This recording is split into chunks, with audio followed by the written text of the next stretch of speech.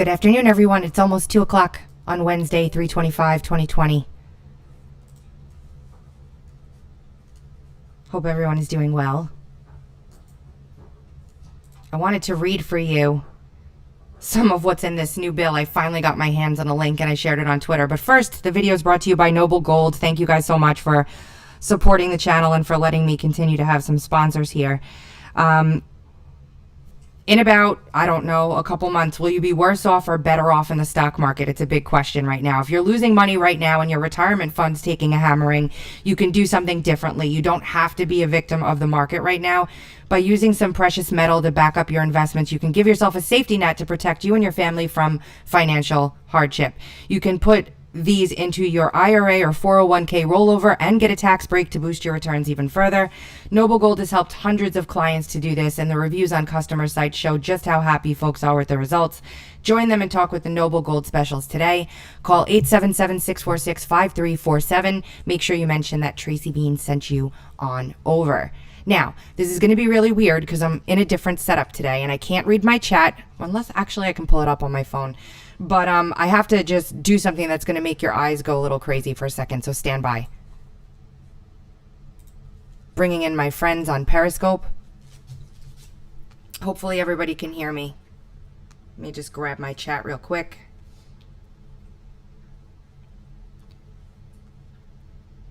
Got a little bit of a different setup going on today. Hey guys.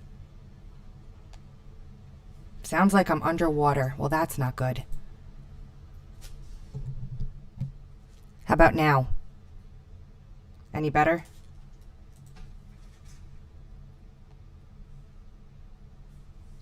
Any better?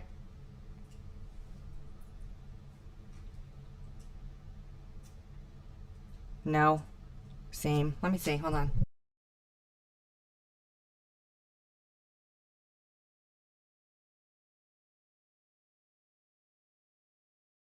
I sound like a robot. Hold on. Sounds like I'm in a tin can. I don't know if you guys can put up with that for a few minutes. Let me lower this volume. Sound like a robot. See?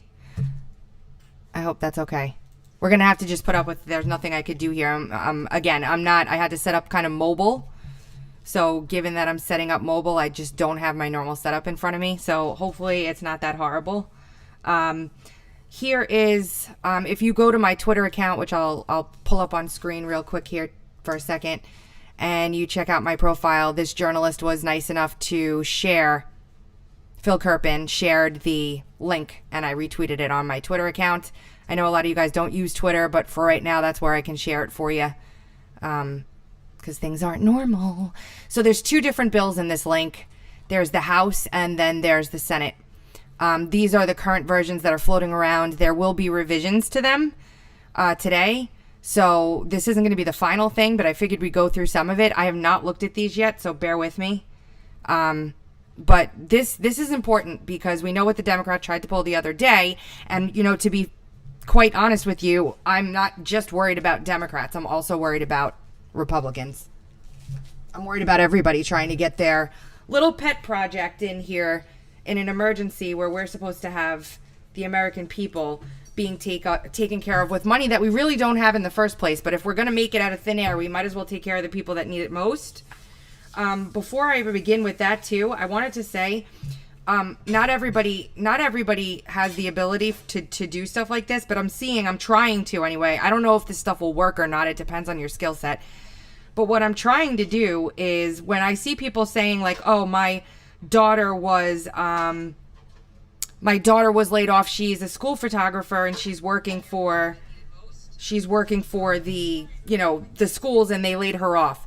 I'm like, okay, well, is there anything else that she can do in the interim to make some money while we're waiting for, you know, the economy to start rolling again? And I'm like throwing out small business ideas that can be like sprung up overnight for people, when if you're desperate, you know, sometimes you do things that you might not normally do just to come up with some kind of a, you know, the market has a need, you create the vehicle to provide for the market, right? So let's take a look real quick. This is the House bill. HR 478 went down from 1,400 pages to 619. That doesn't make me feel any better. I'm going to scroll through the table of contents.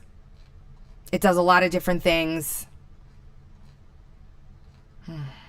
Medicare provisions. Let's see. Again, I'm just opening this for the first time. Division A. Keeping workers paid and employed. Healthcare system enhancements and economic stabilization. Title I. Keeping American Workers Paid and Employed Act. God. The terms administration and administrator mean small business administration and the administrator thereof, respectively, and the term small business concern has the meaning given the term in Section 3 of the Small Business Act. Now they're changing the Small Business Act by adding, in an agreement to participate in a loan on a deferred basis under paragraph 36, the participation by the administration shall be 100%, meaning that the Small Business Administration will be participating fully in this program, and by ending at the end of the following, the Paycheck Protection Program. The term covered loan means a loan made under this paragraph during the covered period. The term covered period means the period beginning February 15th, 2020, so retroactive to the 15th of February, and ending on June 30th. The term eligible recipient means an individual or entity that is eligible to receive a covered loan. The term eligible self-employed individual has the meaning given the term in Section 7002B of the Family First Coronavirus Response Act, which was the last one voted on. The terms insured credit union have the meaning given... The term nonprofit organization means an organization that's described in Section 501c3. Payroll is salary, wage, commission, or similar compensation. Cash tips, payments for vacation, parental, family, medical, or sick leave. Allowance for dismissal or separation. Payment required for provisions of group health care benefits, including insurance. Payment of any retirement benefit or payment of state and local tax assessed on the compensation of employees. The sum of payments of any compensation to or income of a sole proprietor or independent contractor that is a wage, commission, income, net earning from self-employment or similar compensation, and that is in an amount that is not more than $100,000 in 1 year, shall not include the compensation of any individual employee in excess of $100,000 a year. Anyone who doesn't live in the United States. Anyone who's already taking a credit in the first Coronavirus Act. Veterans Organization. Okay, Paycheck Protection Loans. Except as otherwise provided, the administrator may guarantee covered loans under the same terms, conditions, and processes as a loan made under this subsection. How they're going to register the loan. Hold on. Bear with me. This is my first time reading this. You can get a covered loan if you have 500 or less employees and are considered a small business. Sole proprietors. These are people who are contractors, writers, actors, stuff like that. I'm obviously not going to get through this whole thing, so I'll do my best here. They have to give documentation like payroll tax filings, probably a 1099 or whatever that you've already probably completed if you're an independent contractor because you were expecting to file by April 15th.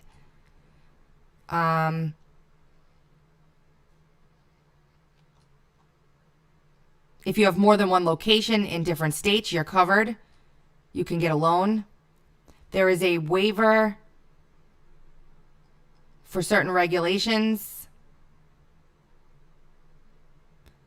in case you're not assigned a North American Industry Classification System code or operating as a franchise. Okay.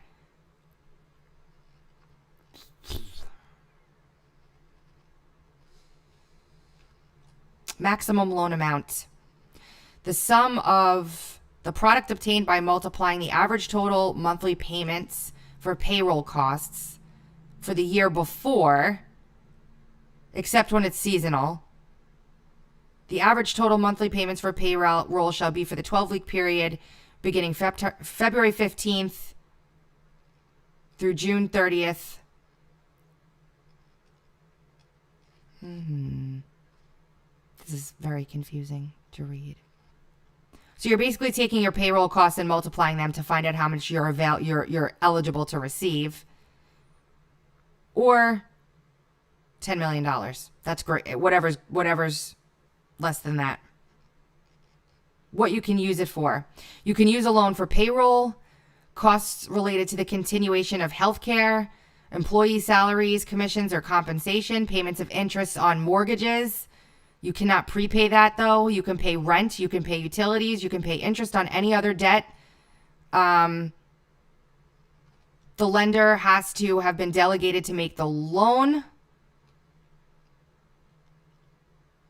They had to have been in operation on February 15th, 2020 and had employees for which they paid taxes.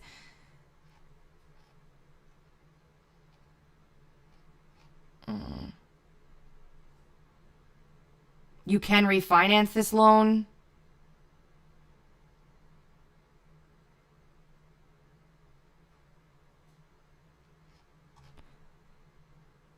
Okay, this is interesting, no recourse.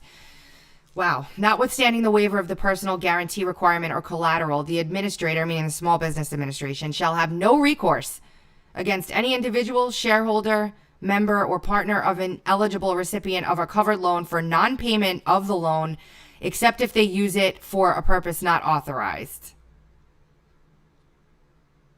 You have to say that this circumstances make it necessary for the loan. You have to say that the funds will be used to retain workers and to pay the other things that they mentioned in here. That the recipient doesn't have another application pending for a loan under this subsection, so it's not a duplicate app. That they have not received any other money for this purpose from a loan. The fees are waived for it. Creditworthiness isn't applicable. No personal guarantees are required. No collateral is required.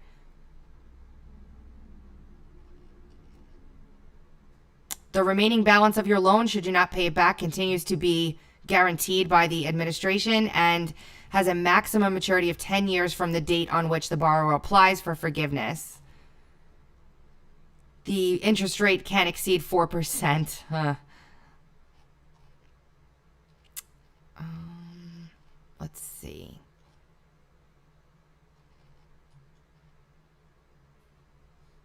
Everyone who applies for it will be considered an impacted borrower. Require lenders to provide complete payment deferment relief for impacted borrowers with covered loans for a period of not less than 6 months, including payment of principal, interest, and fees for not more than 1 year. They're trying to put protections in here for deferment, so you can defer the payments for at least 6 months starting.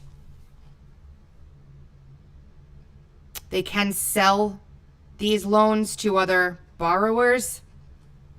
To other lenders. They can sell them like they used to sell mortgages. The covered loan gets a risk weight of 0%.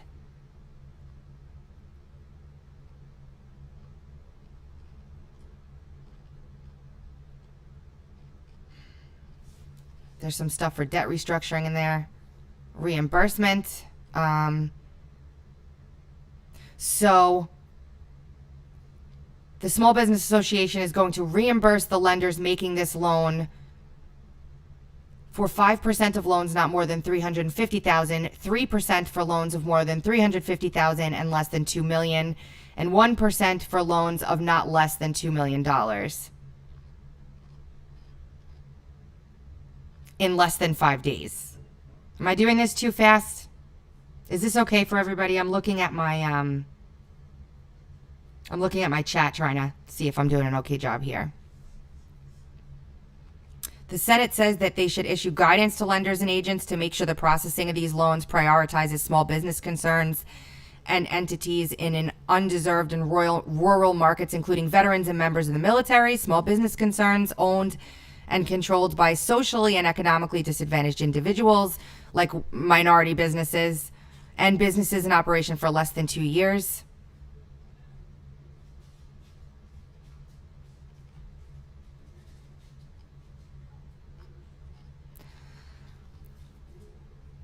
There is no prepayment penalty. The amount that they are authorized for these loan commitments shall be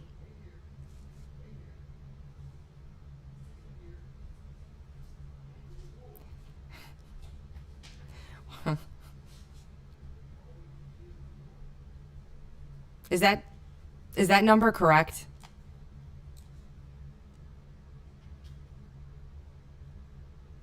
Is that number correct? I don't even know if many people can read that number. It's so big. The amount authorized for commitments for such loans under the heading Business Loans Program account, I think that's $349 billion, if I'm not mistaken.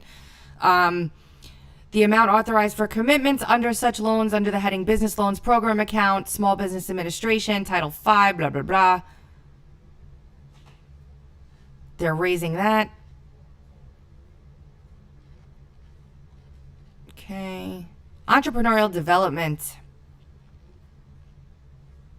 Any business that has experienced supply chain disruption, small business, including quantity and lead time, the number of shipments or components or delays, quality, including shortages in supply for quality control reasons, and technology, including a compromised payment network, staffing challenges, a decrease in gross receipts or customers, a closure.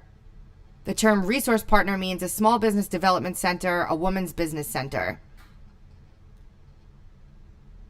The administration may provide financial assistance in the form of grants to resource partners to provide education, training, and advising to covered small business concerns. Grants shall be used for the education, training, and advising of small business concerns and their employees on how they can apply for resources, the hazards and prevention of the transmission of the virus, the effects of the virus on supply chains, etc., the management and practice of telework, the management and practice of remote customer service, the risks and mitigations of cyber threats, the mitigation of the effects of reduced travel or outside activities, any other relevant business practices necessary to mitigate the economic effects of COVID-19. 80% of the funds here should be for small business development centers that can now tutor businesses to teach people how to do things remotely and all the reasons I said. Oh, gosh. All right. 20% of this has to be given to women's business centers. And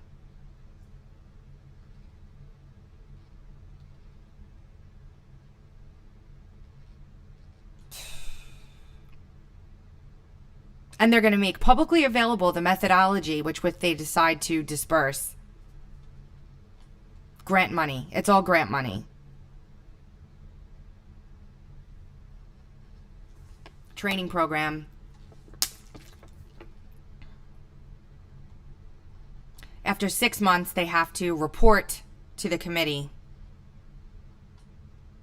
what programs, what efforts, the online platform, etc. The challenges faced by owners of covered small businesses in assessing services provided by the administration, the number of small business concerns that were served. Where's the money? Where's the money?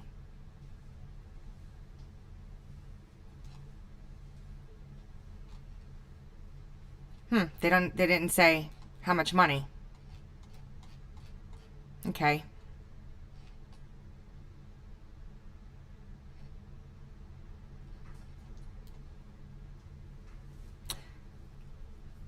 Being reimbursed for losses relating to a foreign trade mission or trade show that was canceled because of COVID-19 if the reimbursement doesn't exceed the grant funding.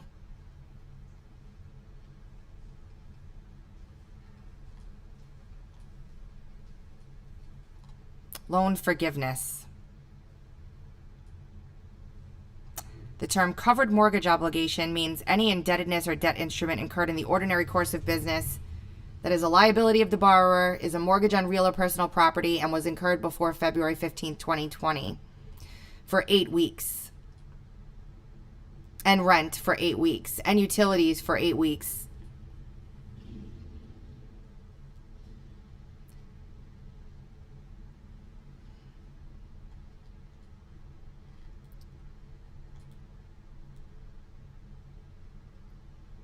Basically, this is the government saying that you are exempt or covered, either forgiveness or they'll tack it on the end, from what I'm understanding, for your utilities, rent, mortgage, etc., so on and so forth. And I believe they're still talking about small businesses here.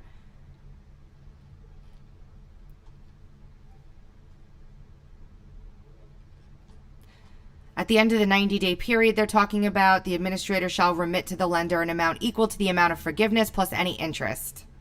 So they're basically giving businesses 90 days where they don't have to pay those bills.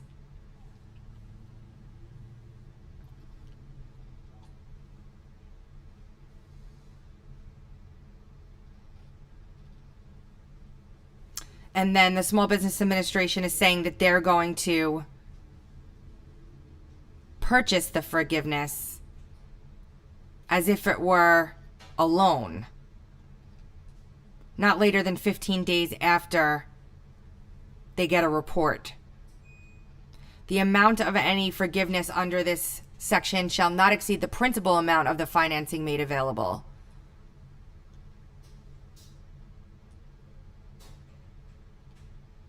You can make noise, it's fine. I'm in a room with a bunch of people and they're trying to be very, very nice, but they're trying to eat. Hold on. I'm trying to summarize instead of read the exact text.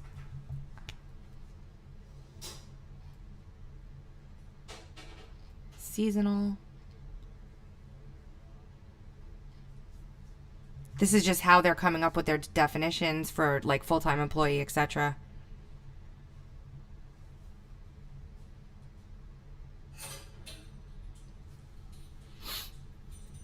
Okay, the amount of loan forgiveness shall be reduced by the amount of any reduction in salary or wages of any employee that is in excess of 25% of the total salary or wages of the employee during the most recent full quarter.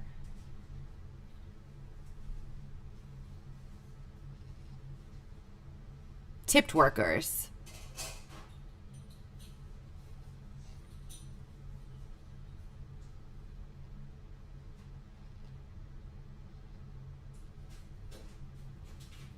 Circumstance. If I'm quiet for a minute, just bear with me. I'm skimming.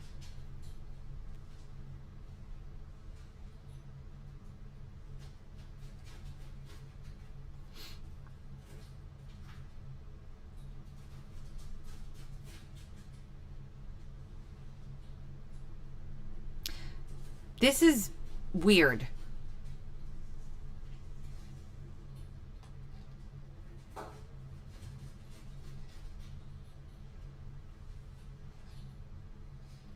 So the application for these loans has to show all the stuff that's going on, like payroll and all that nonsense.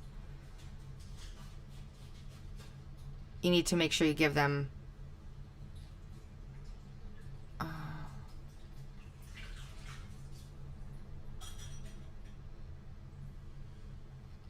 Okay, you're not being taxed on it as income. Direct appropriations. Now we'll get into the meat.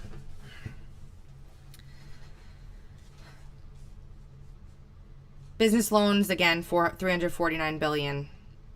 $675 million under Small Business Administration salaries and expenses for salaries and expenses of the administration. So the Small Business Administration just got a $675 million payment. Anybody looking for a job? Head on over to the Small Business Administration. They've got positions. $25 million under the heading Small Business Administration Office of Inspector General, so that they can watch over this stuff and make sure people are doing the right thing. $265 million under Small Business Administration entrepreneurial development programs.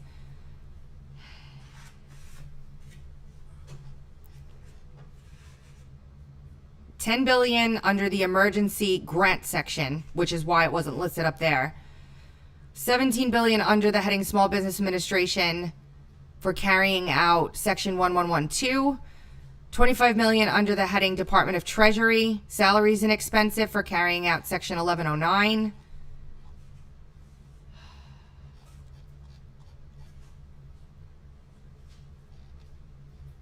Secondary market.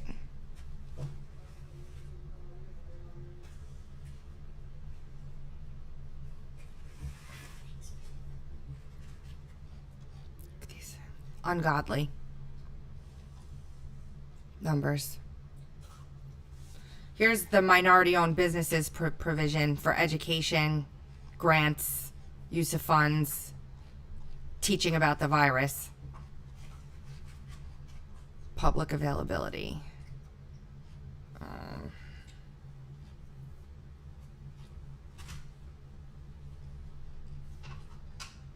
I feel like I read this already.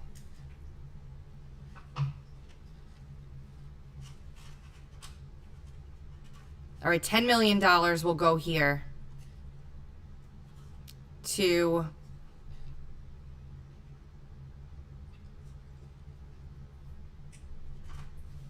credit unions, depository institutions, banks, institutions of the farm credit system that do not already, and other lenders that don't participate in lending.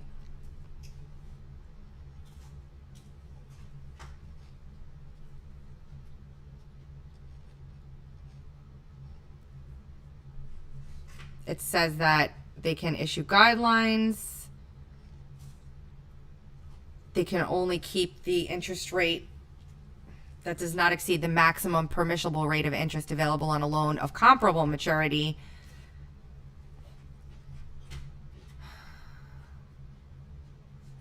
'64, guys, page 64.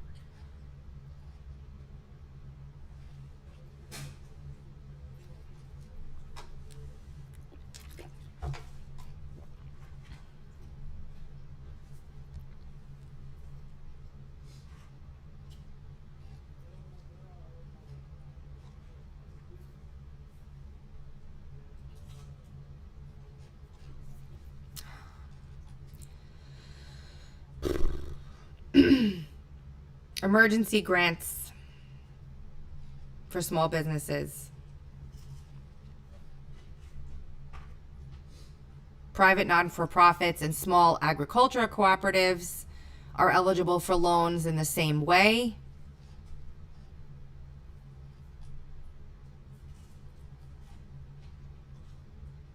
It's the same thing as we read, all the same. It looks like all of the same things for those businesses I just mentioned.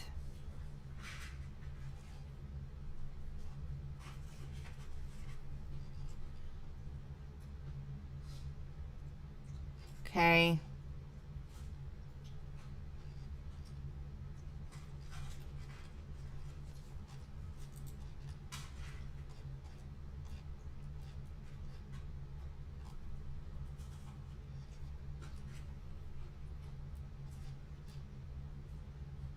Resources and services in languages other than English. $25 million to carry this out.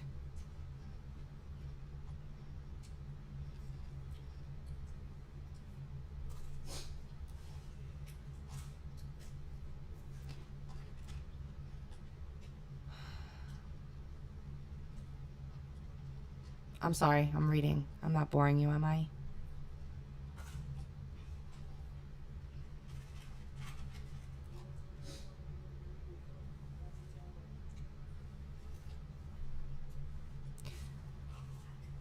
This is saying that the Small Business Administration is going to be covering this stuff for 6 months.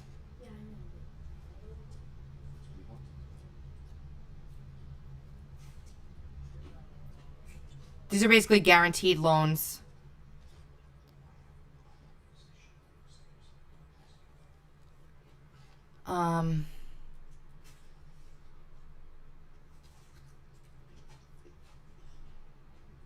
Bankruptcy.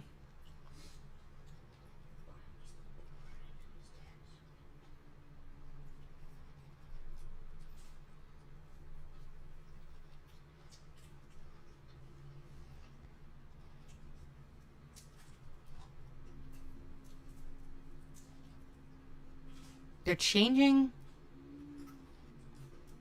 the definition of small business debtor in the Bankruptcy Act.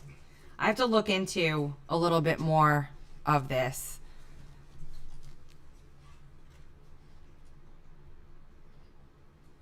I don't know all of these acts to know what this is. This is a little bit weird for me.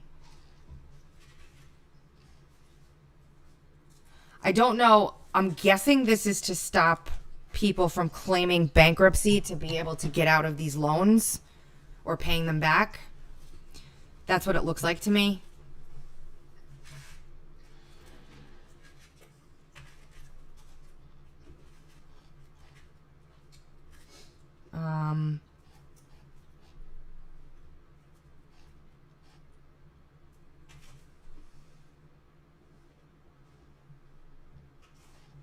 Emergency, okay. Title II, Assistance for American Workers, Families, and Businesses. Unemployment insurance provisions. This is what you guys are probably interested in. Pandemic unemployment assistance. The term covered individual means an individual who's not eligible for regular compensation or extended benefits under state or federal law or pandemic emergency unemployment compensation under 2107 provide self-certification that the individual can work and is available for work, but is unemployed, partially unemployed, or unable or unavailable to work because they have been diagnosed with COVID-19, experiencing symptoms of COVID-19 and seeking a diagnosis. A member of the individual's household has been diagnosed with COVID-19. They're providing care for a family member who has it. A child is unable to attend school or another facility that's closed because of COVID-19. The individual is unable to reach their place of employment because of a quarantine. If they've been advised to self-quarantine. If they were scheduled to start employment but doesn't have a job or is unable to reach the job as a direct result of any of those things. If the individual has become the breadwinner or major support for a household because the head of household has died as a direct result of COVID-19. If they have to quit because, if they have to quit as a direct result of COVID-19, that needs to go right there. The individual's place of employment is closed because of it.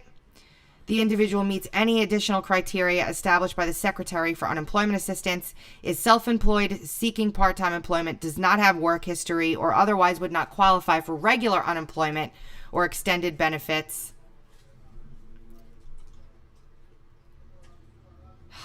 That's bad too. Because now everybody who's not working doesn't have a history. That's bad. This doesn't include an individual who has the ability to telework with pay or who is receiving paid sick leave or other paid benefits, regardless of whether or not they meet that qualification above.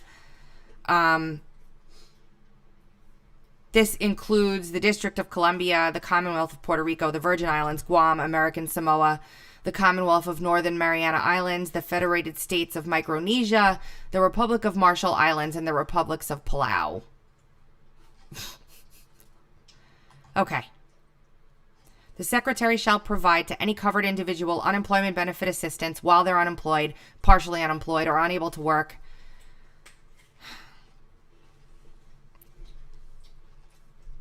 For weeks of employment caused beginning on or after January 27th, ending on or before December 31st. So for the entire year.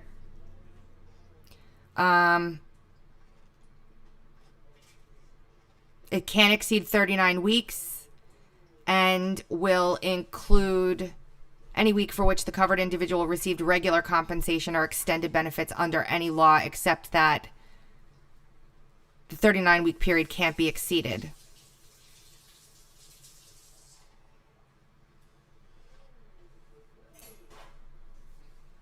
Okay, so for a week of unemployment, partial unemployment, or inability to work, it will be the weekly benefit amount authorized under the unemployment compensation law in the state where you work, except that it can't be less than the minimum weekly benefit amount described in Section 625.6 of Title 20 Code of Federal Regulations. The amount of federal pandemic unemployment compensation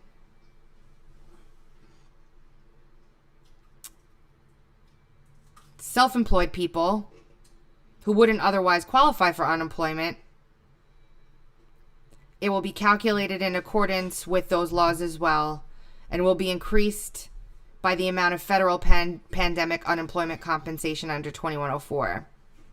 It is payable either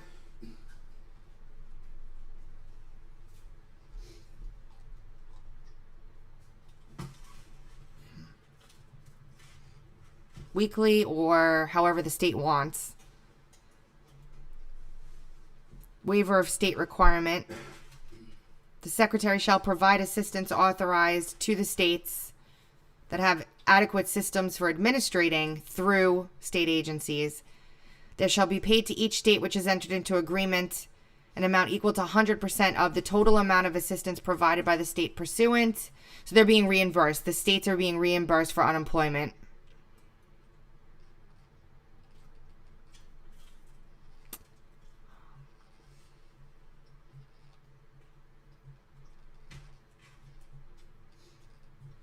They're transferring from the general treasury to the extended unemployment compensation account sums that are estimated by the Department of Labor.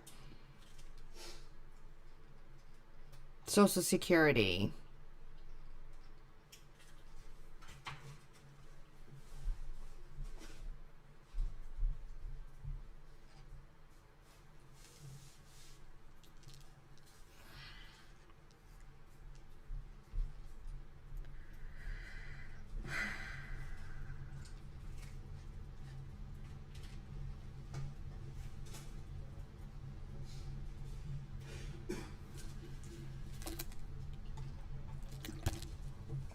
Nonprofits.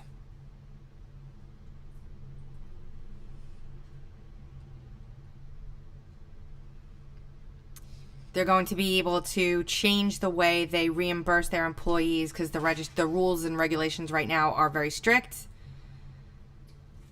How the funds are going to be transferred. They have to be used to reimburse this specific thing.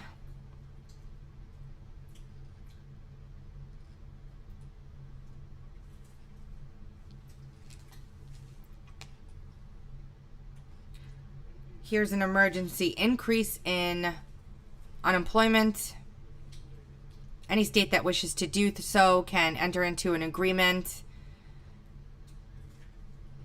with the government.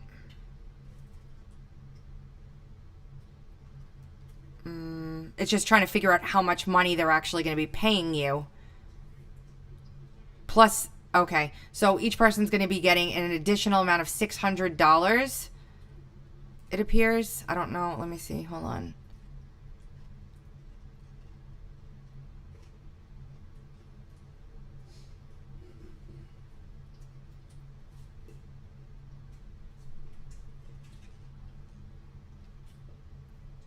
Yeah, I think that everybody's getting, it looks like people are getting an additional amount of $600 as unemployment compensation in addition to what they would get. I don't think that's replacing the other stuff that's going on. I just think that's in addition to.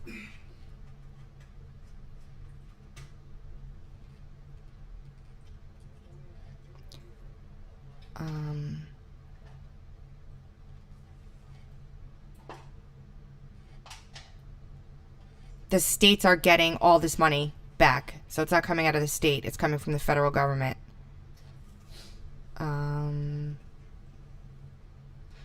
Do me a favor. Hit a number 1 if I'm doing okay and if you're liking this, or if there's something you want me to change, let me know. Because I'm just reading this at the same time as you guys are.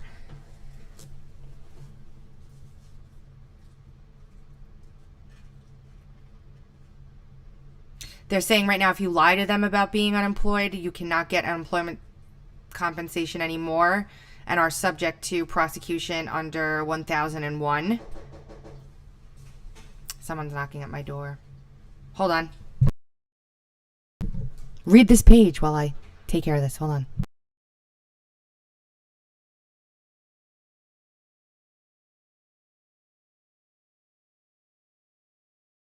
Okay, so I'm getting a lot of ones. Good.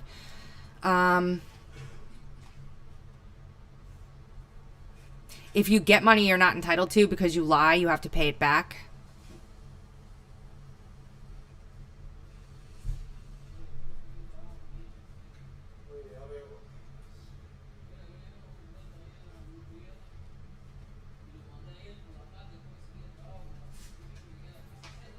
And this is just like the rules about it. Like, if you lie, how are they going to handle it? How are they going to handle the process with which you protest, etc.?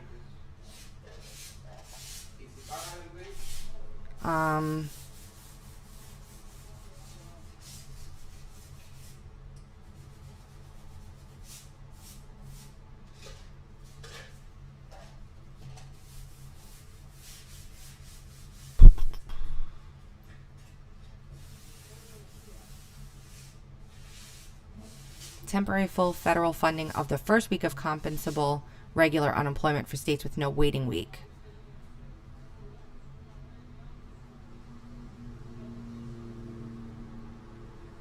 Oh, okay. Sometimes you wait a week before you start the benefits. This is giving people the opportunity to not wait.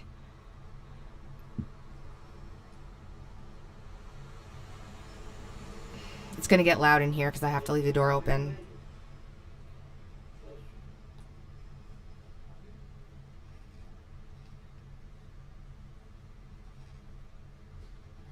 How they're transferring the funds. Great, great, great.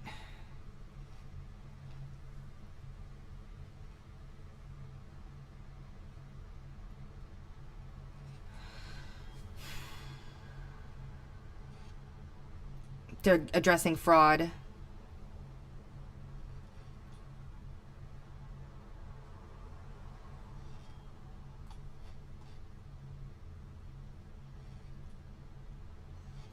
I feel like this is like duplicative. Like we already read this.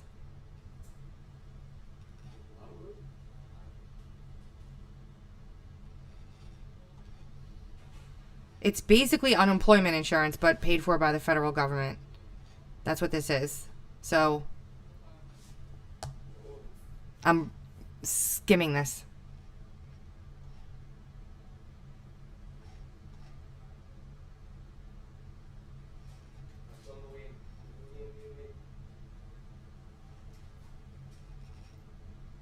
So 39 weeks. It's almost an entire year. Now it's telling you, you know how when you apply for uninsurance, you have to engage in an active search for work. That's appropriate. You have to maintain a record of it. It's all that stuff.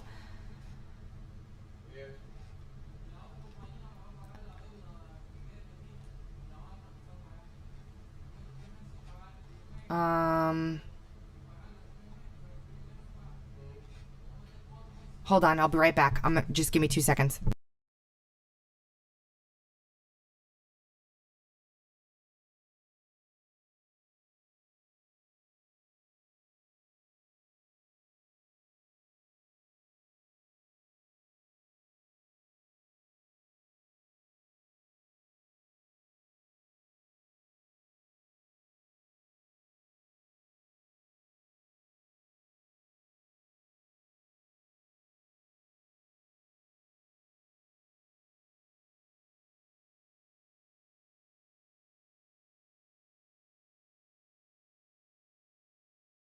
Sorry about that. All right, so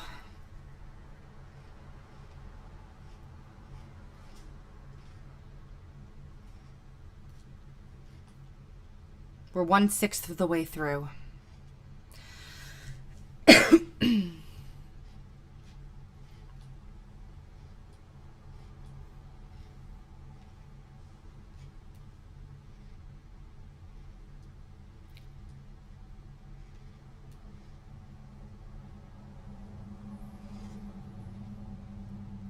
talking about how it's going to pay the states.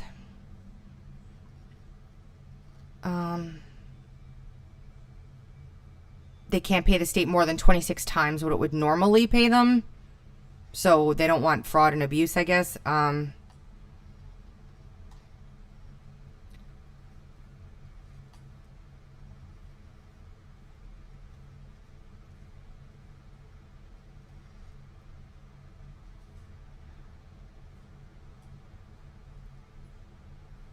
Short-time compensation. So short-term unemployment is not provided by some states. It is allowing these states to enter into an agreement with the federal government to be able to provide that. So this is a clause or a section that talks about how the states can enter into a contract with the federal government to be able to get the money to pay short-term unemployment.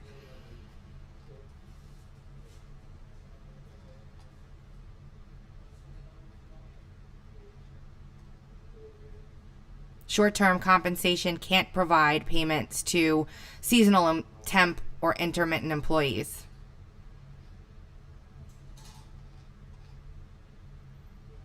They will give you half of what you would pay, and administrative expenses incurred by the state because they're starting the program. Is this making sense? Let me keep going here.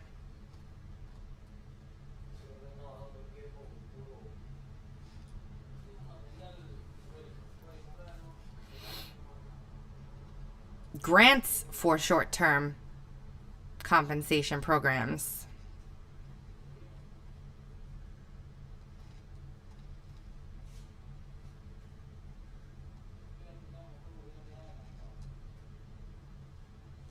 $100 million. This is just confusing.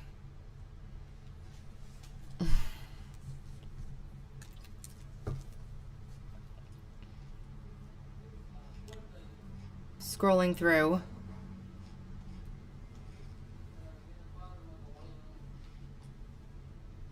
I know this is not like the most exciting live stream in the world, but...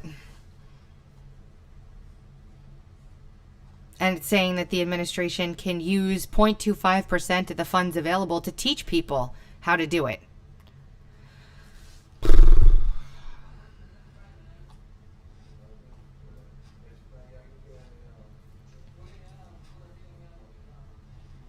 Here's assistance to implement the programs. We need to teach the states how to do this. We need to tell them how they can, structure these things, and they're waiving the waiting week requirement. So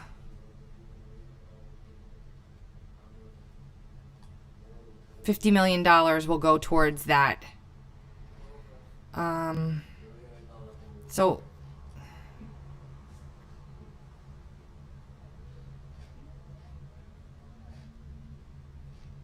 I have to research a bit of this.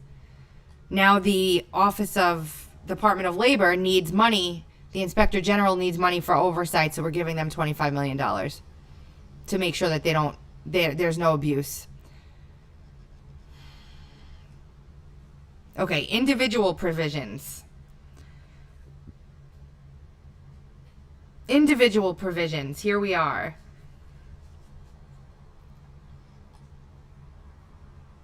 There should be allowed as a credit against the tax imposed an amount equal to the sum of $1,200 or $2,400 in the case of eligible individuals filing a joint return, plus an amount equal to the product of $500 multiplied by the number of qualifying children. So I'm assuming this tax credit is in addition to the deduction that already stands. So this is not I don't think that this is a check. For the first taxable year beginning in 2020, an amount equal to the sum of $1,200 or $2,400 if you file jointly, and $500 per kid. I don't know.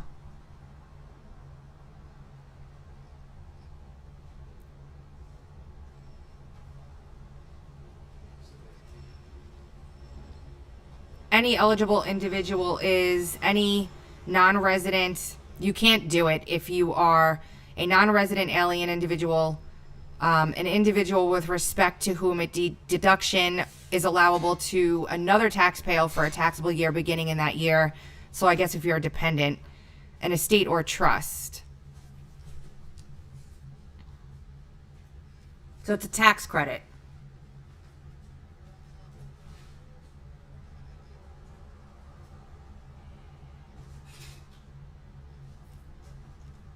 In general, subject to paragraph 5, each individual who was an eligible individual for such individual's first taxable year beginning in 2019 shall be treated as having made a payment against the tax imposed by Chapter 1 for such taxable year in an amount equal to the advance refund amount for that taxable year.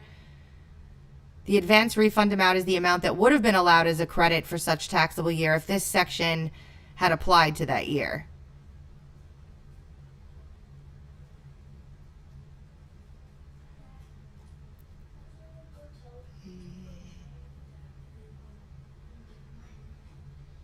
Okay, so it is coming this year before December 31st. Electronically. See, this is, it looks like they just took the language from the tax bill and stuck it in here because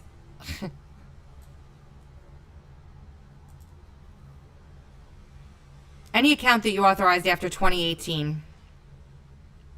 Waiver.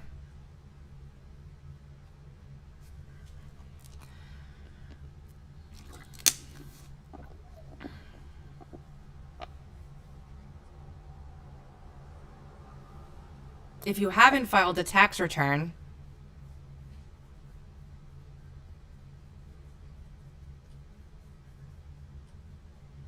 you can do it in another way.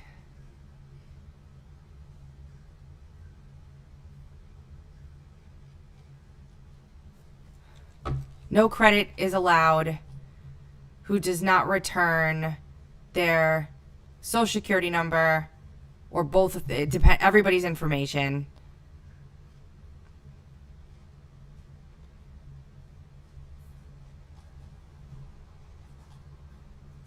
A special rule for the armed forces.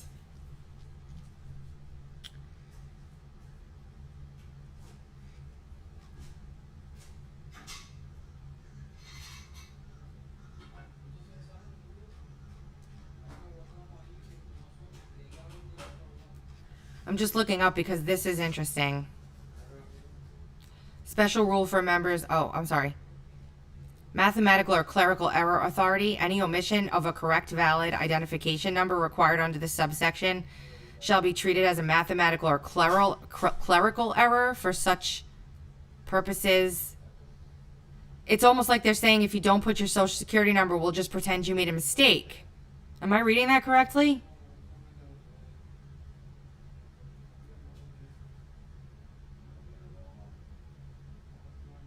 Am I reading that correctly?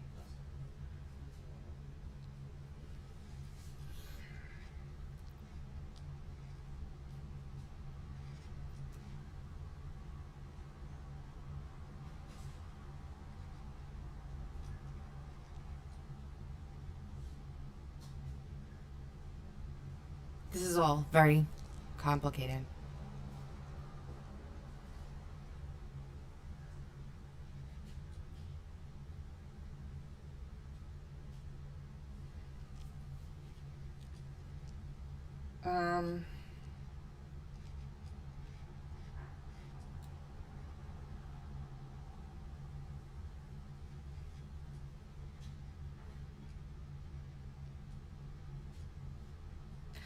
A public awareness campaign.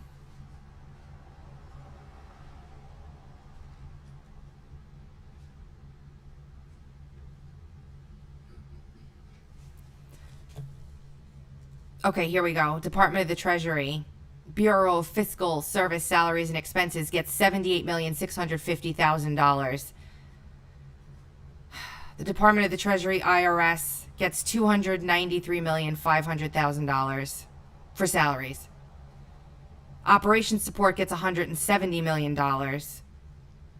The IRS Enforcement Service gets $37,200,000. Why? Why?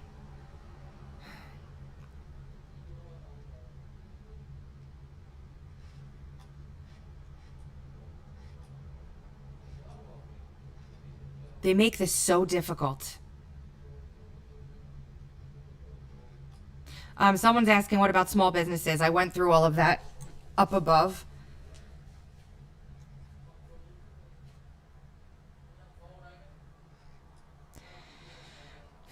I might have to go in a second because they're painting and it's coming inside and I'm getting a headache.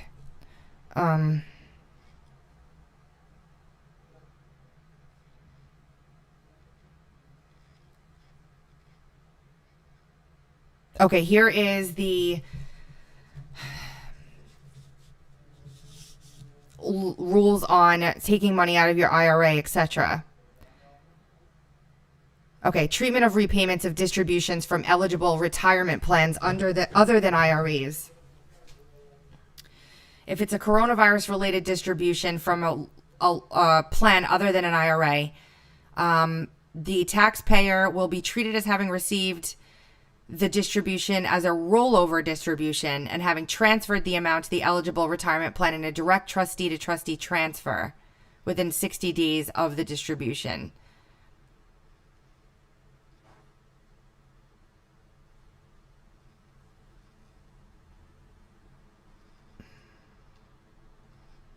I think that eliminates a lot of the burden on people.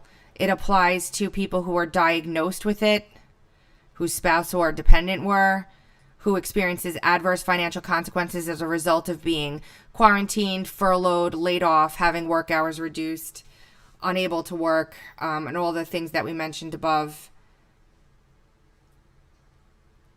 The administrator of those plans can rely on an employee certification that the employee satisfies the conditions we spoke about above.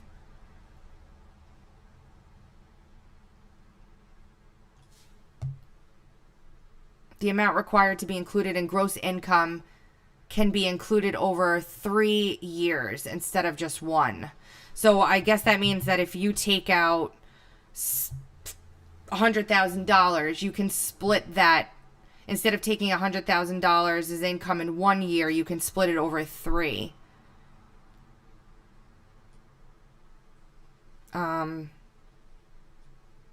If you take a loan from like a 401k,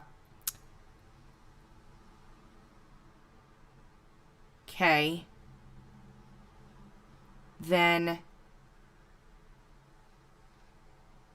it can be delayed. The repayment can be delayed for a year, and the payments will be adjusted to reflect the delay in the due date.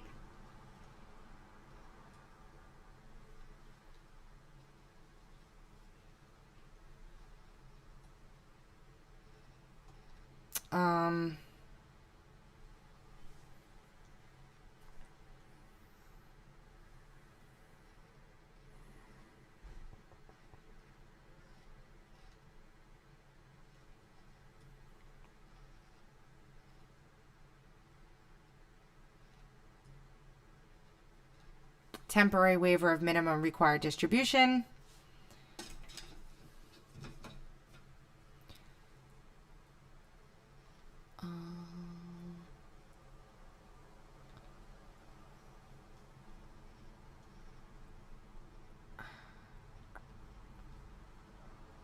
This is very confusing. I'm not an accountant.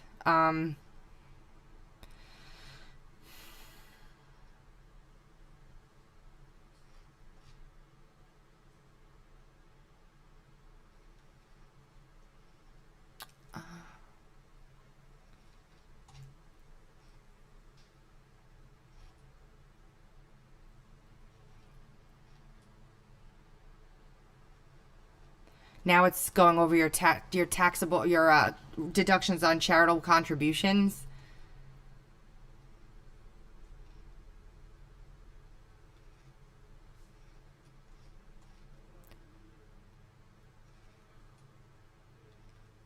Modification of limitations on charitable contributions you can write off on your taxes.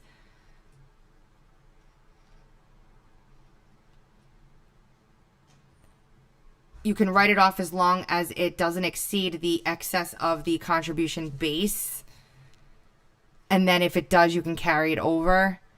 Corporations can deduct only to the extent that it doesn't exceed the excess of 25% of the taxable income. I guess this is like sort of like a gifting thing.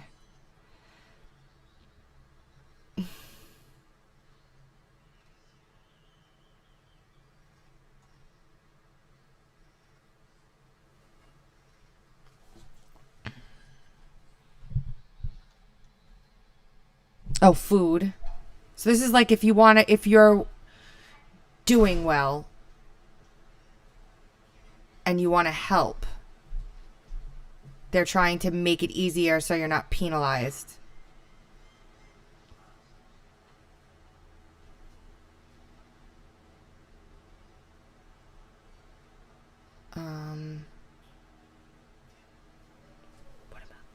What about the other door?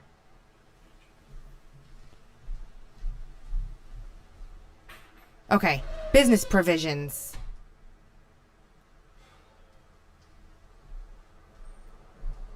In the case of an eligible employer, there shall be allowed as a credit against applicable employment taxes for each calendar quarter an amount equal to 50% of the qualified wages with respect to each employee of such employer for such calendar quarter.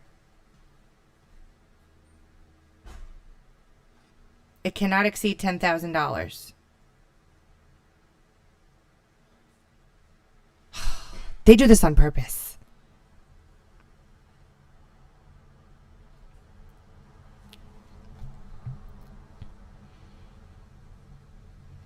They treat it as a refund.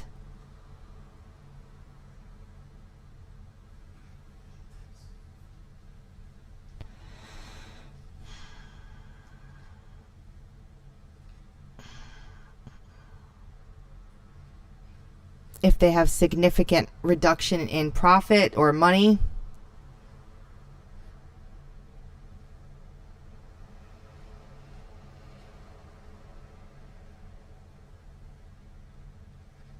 So if this is basically saying if you're a business and you're paying your employees and the employees aren't working for you, this is what I think.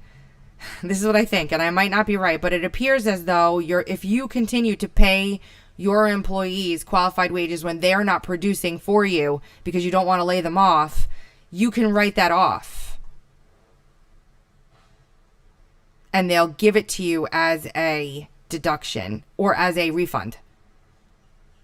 Up to $10,000. And can't exceed the amount of money they would have been paid for working 30 days. So you can't give them more than a month's pay. You guys are going to have to bear with me for a second. I'm going on pause. We're taking a quick break.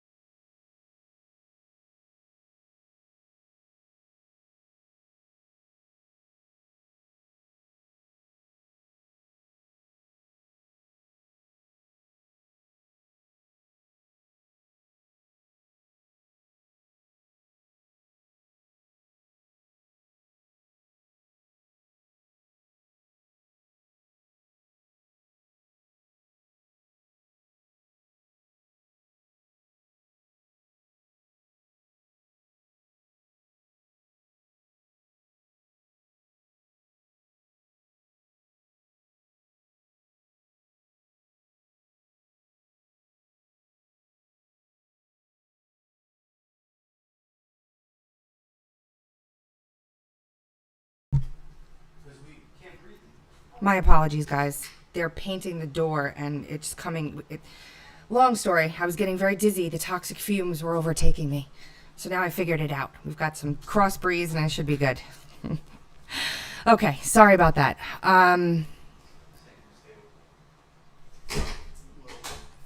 Let's see.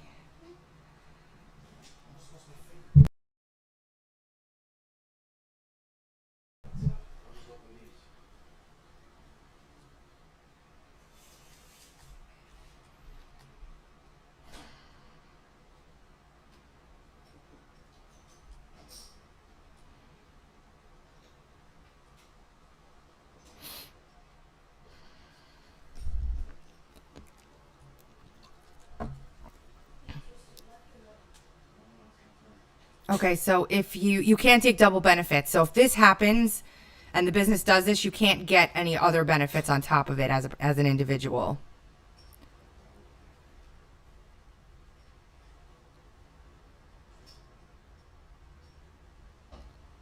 If you get a loan as a small business,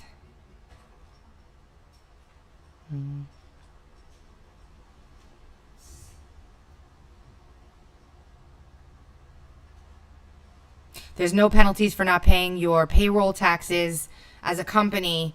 If you are waiting for a loan, there's no penalty.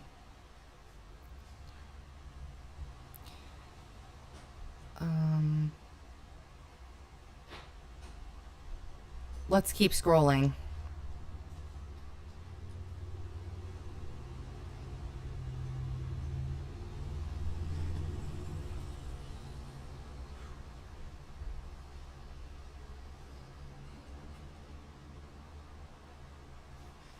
They extended your payroll tax dates.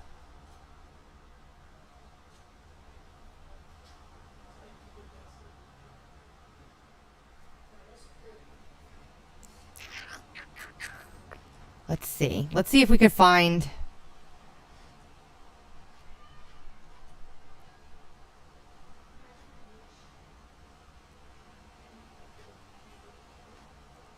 Let's see if we can find... Okay. Here's some modifications for operating losses.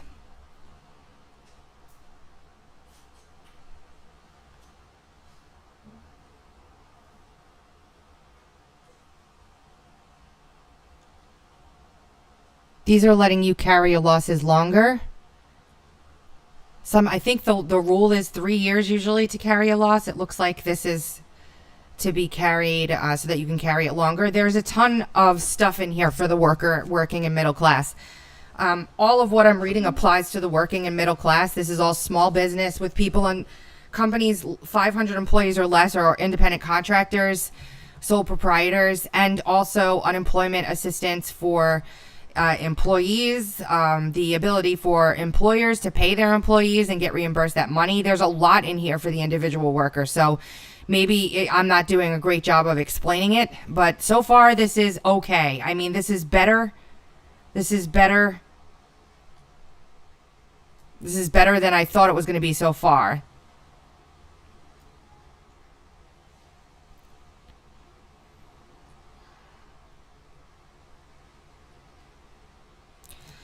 Okay.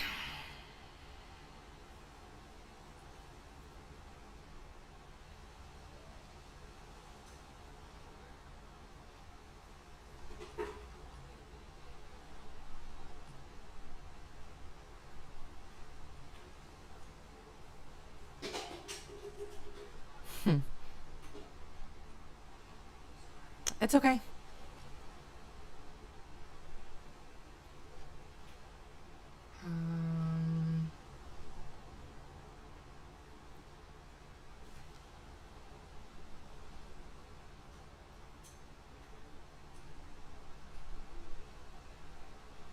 This is doing the same thing for individuals. If you are not a corporation, if you're a sole proprietor, etc., you can do the same thing with loss that we just talked about.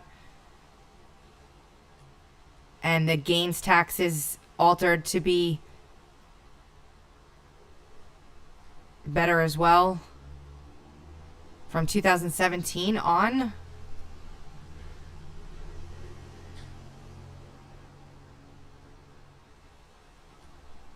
They're changing some rules about refundable credit amounts.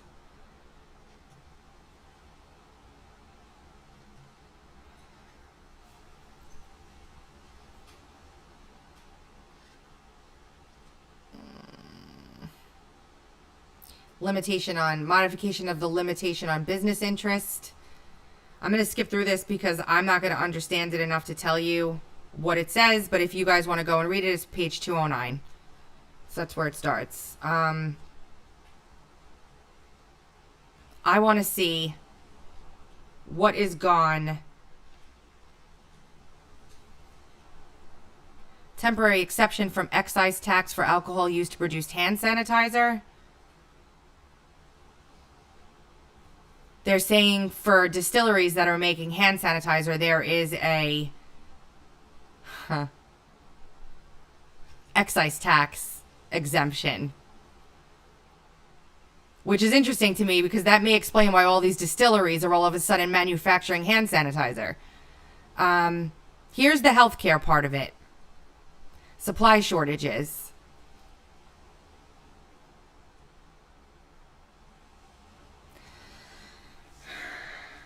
They're entering into an arrangement with the National Academies of Sciences, Engineering, and Medicine to produce a report that will assess the dependence of the United States on critical drugs and services that are outsourced outside of the United States, and look at an analysis of the supply chain, any public health, security, or national security risks associated with reliance on drugs from outside of the United States, any existing supply chain information gaps, and potential economic impact of increased domestic manufacturing, and provide recommendations on those things. They will promote supply chain redundancy and contingency planning, encourage domestic manufacturing, including consideration of economic impacts, improve supply chain information gaps, improve planning considerations for medical product supply chain capacity, promote accessibility of those drugs and devices,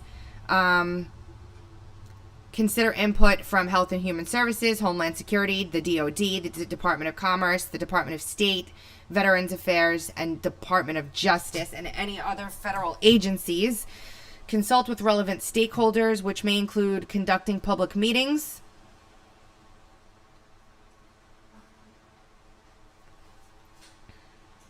requiring the national stockpile to include certain types of medical supplies,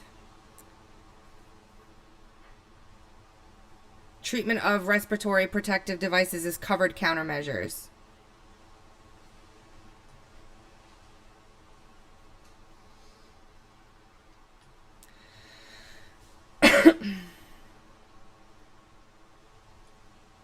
How to address drug shortages.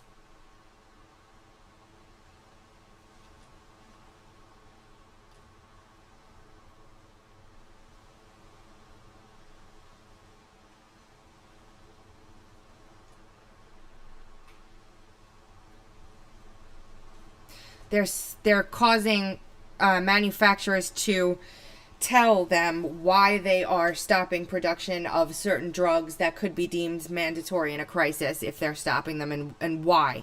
Can they not get the supply from somewhere, etc., so on and so forth. Risk management plans for drugs.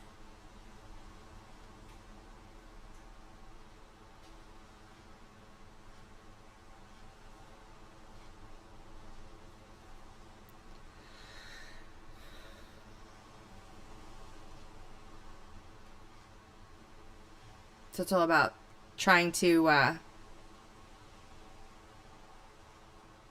make sure we have a drug supply here that's not dependent on other nation states.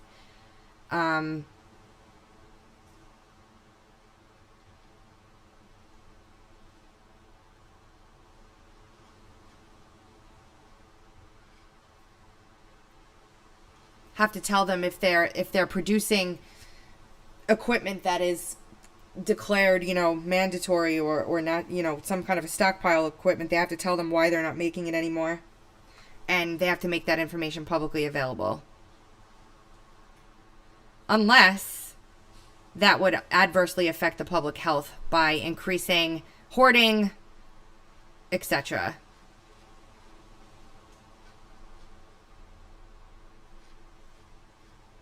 Gosh, I have a bad headache now. This is basically to stop shortages.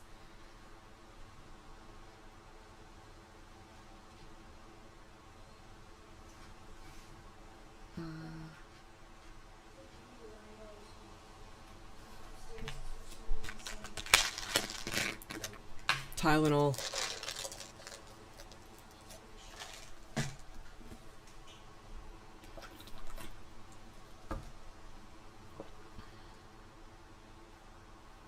Okay. Access to healthcare for COVID-19 patients.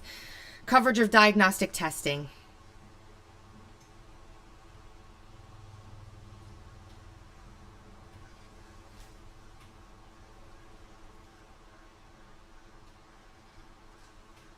Pricing, reimbursement. If a health plan has a negotiated rate, it shall apply. If a health plan does not have a negotiated rate, they shall reimburse the provider in an amount that equals the cash price for such service as listed by the provider on a public internet website or plan. Or such plan or issuer may negotiate a rate with such provider for less than such cash price. They must publicize the cash price for diagnostic testing for COVID-19.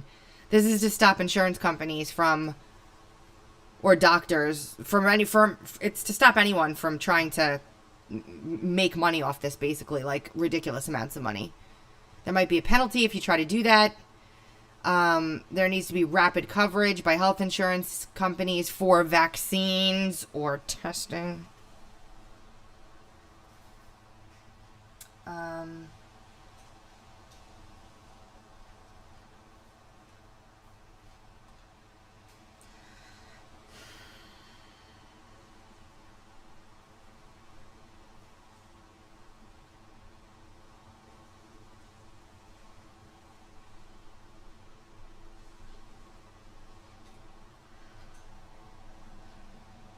$1.32 billion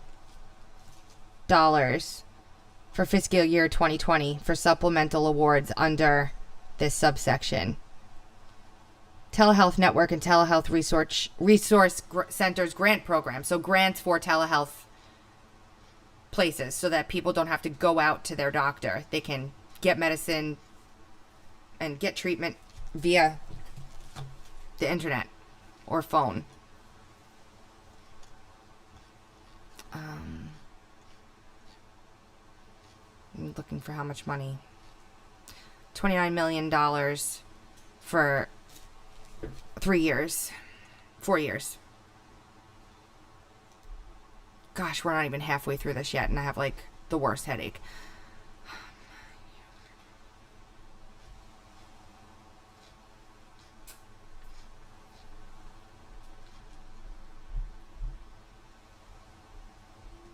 I'm just going to go back up here for a second because this looks like changing the Health Service Act, and I don't know what these paragraphs are. I don't know what the difference between essential and basic is.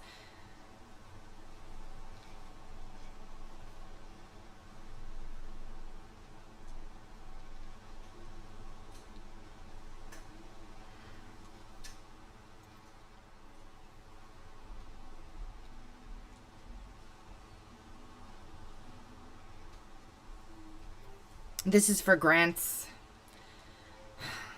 This is great and all, but this is not stimulus. This is like, let's fix the COVID-19 problem from an administrative standpoint. This is not like stimulus for the economy. It just makes me sick. It really does. Like, this is getting ridiculous now.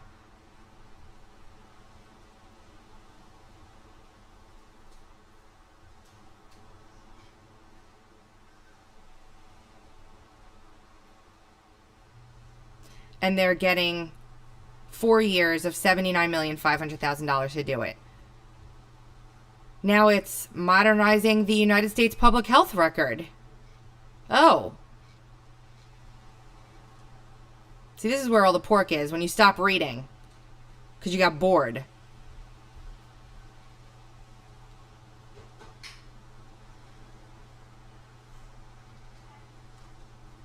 This is for the military, it appears.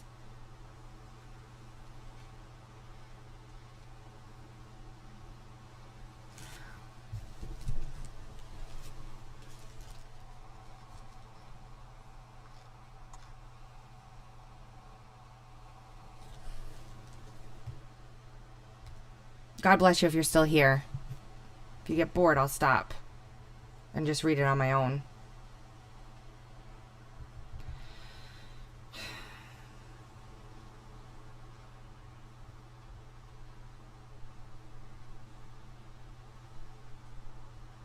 Hold on a second. Hold on a second.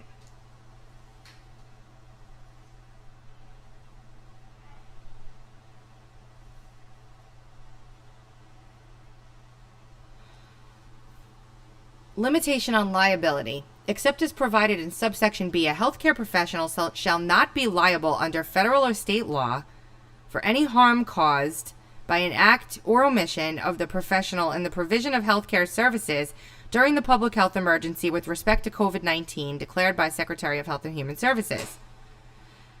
If the professional is providing healthcare services in response to the health emergency as a volunteer and the omission occur. Oh boy. Oh boy. So you can't. This is absolving liability for healthcare professionals that are being rushed. Like, so if you're volunteering or if you didn't have your medical license yet and they're letting you go ahead and treat patients, you don't have malpractice insurance, this removes liability for medical providers. If they do it by accident, you can't sue them. If they do it on purpose, this doesn't apply. This sort of bothers me a little. Like, I guess I understand, but what? Seriously? They need more workers in there, so they're absolving them of responsibility like that? Like, if they have somebody who's not as skilled as they should be treating patients with COVID-19 and they screw up, they're not liable? I mean, I guess I get it, but that's pretty crazy. Everybody says they're okay with it until it's their, God forbid, their family member who's on the receiving end of it. That's pretty crazy, in my opinion.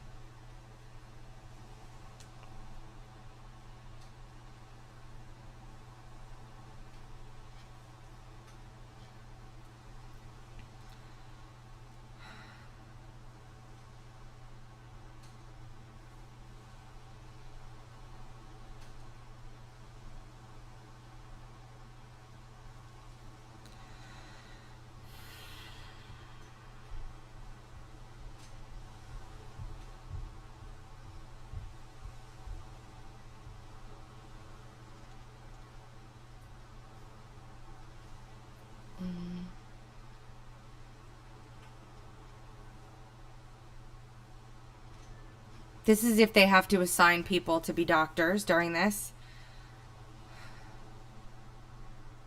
Okay, confidentiality and disclosure of records relating to substance use disorder.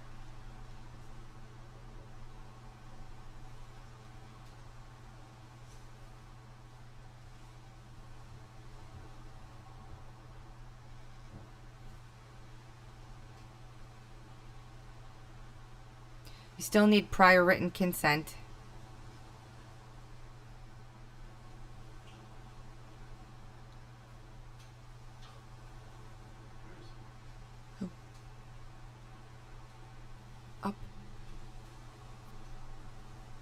It shall be permissible for a patient's prior written consent to be given once for all such future uses or until they revoke it. Be careful, because if you give your doctor the ability to use your records and then you have to take it back or they'll have it forever. No? No? Oh.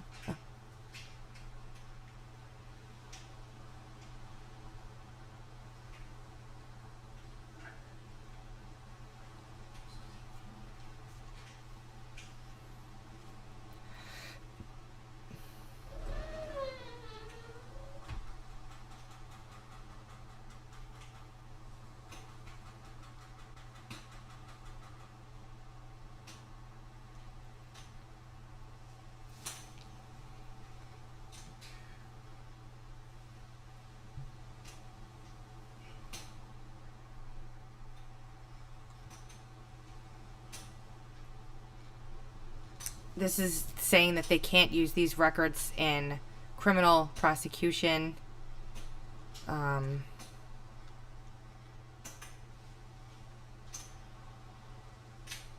Anti-discrimination. This is just like normal stuff.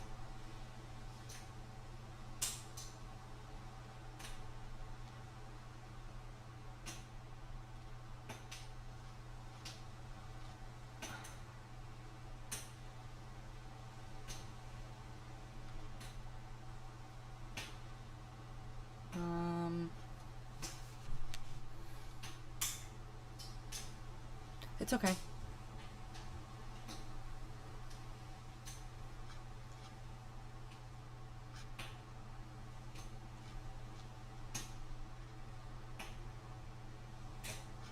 This is all HIPAA stuff in here.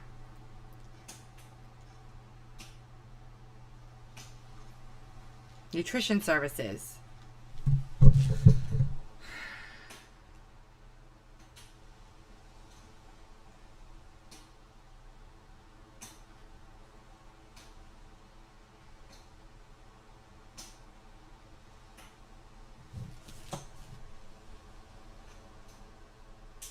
This is so that you can get food to people who are practicing social distancing due to the emergency and are homebound. They're giving money for that.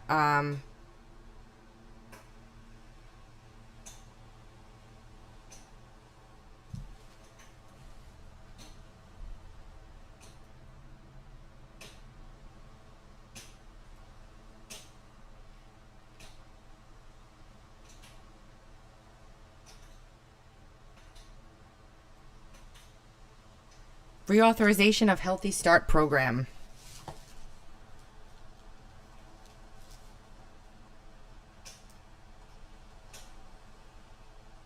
This is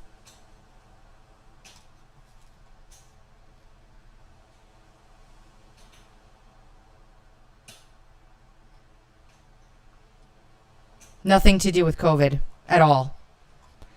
At all.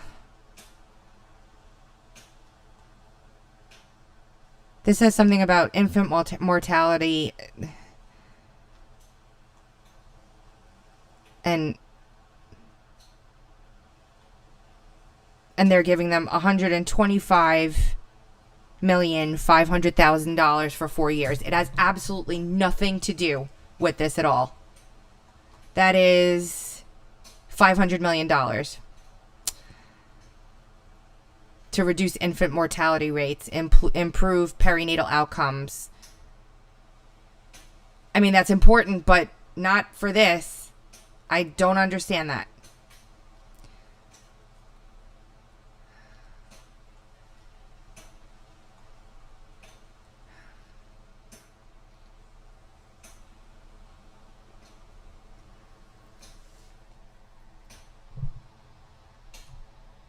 It's grants. Importance of the blood supply.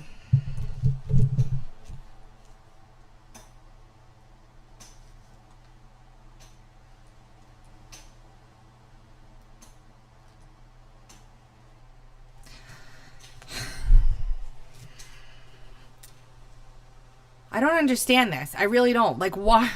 This is what I don't. I'm just gonna bite my tongue.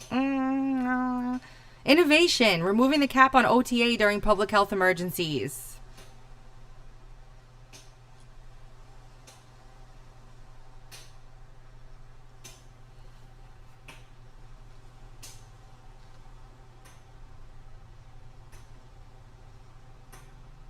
Priority zoonotic animal drugs.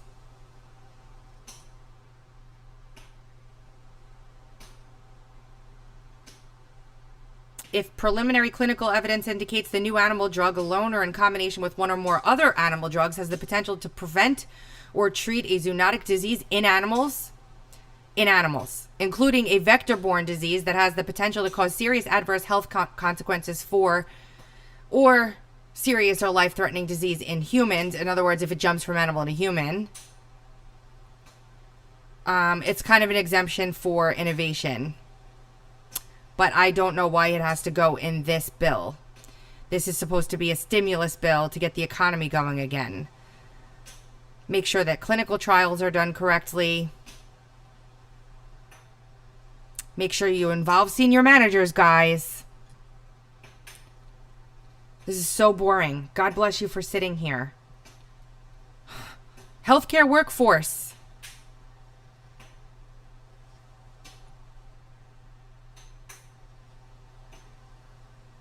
$51,470,000 for the years 2021 through 2025.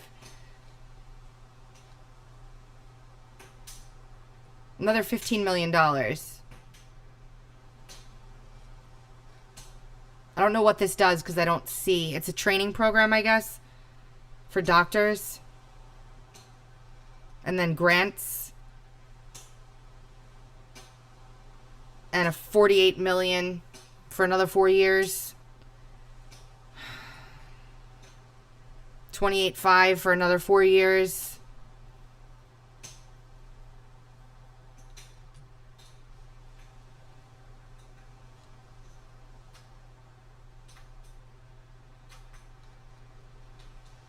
I'd have to go to all these other bills and read all this.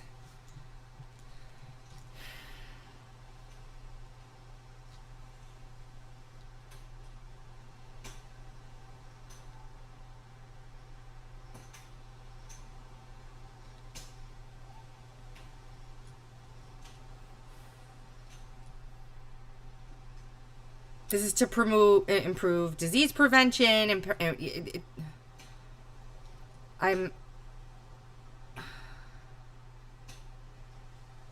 Health workforce coordination, a strategic plan. Not later than 1 year after this, the Secretary of Health and Human Services, in consultation with the Advisory Committee on Training in Primary Care Medicine and Dentistry and the Advisory Council on Graduate Medical Education, shall develop a comprehensive coordinated plan with respect to the healthcare workforce development programs of the Department of Health and Human Services, including training. Because this is really important right now. Very important we get trained. This is bullshit. Excuse my French. Education and training relating to geriatrics. Education. To train health professionals in geriatrics.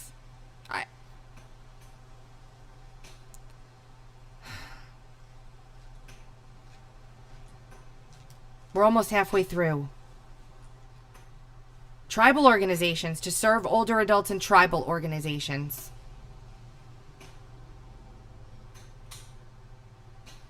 Grants for programs that integrate geriatrics into primary care practice. I'm not...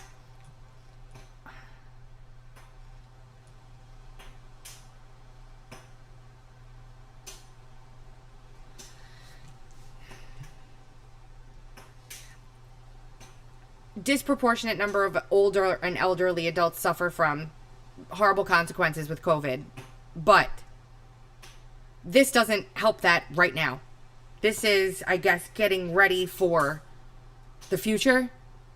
This is the House bill. The Senate bill is here. It's 271 pages. It's very straightforward. I'm just going to scroll through here. Let's see if we can speed it up a bit. I'm going to speed read. You guys stand by. And again, I have to read this through in its entirety because there are things hiding in here.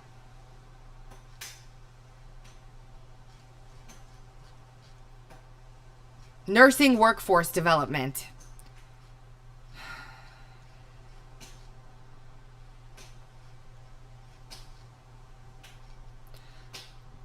Authorized clinical nurse specialist programs. Quality grants.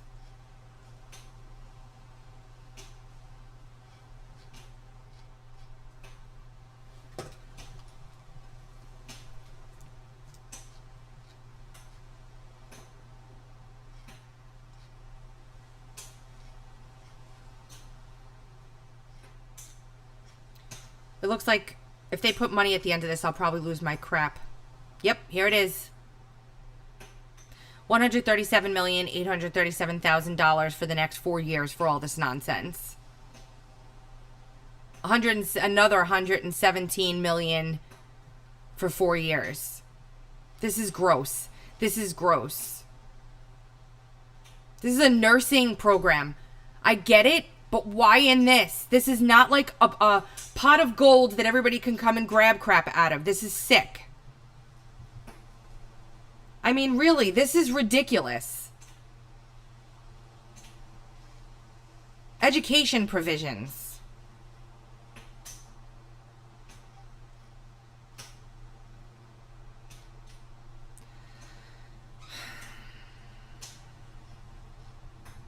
Campus-based aid waivers.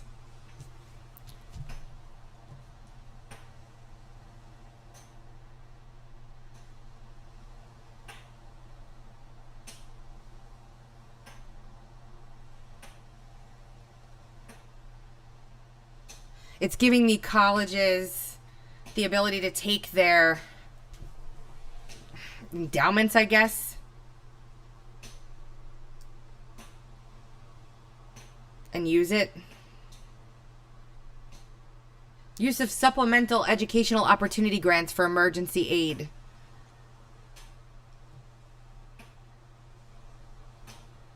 People can get grants if they're suffering unexpected expenses in a disaster like this. In the Pell Grant program.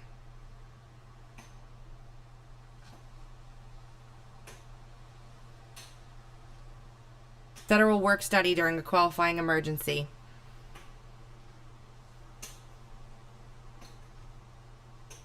If they were doing work study, which is something that's required, they get a year if something like this happens where they don't have to.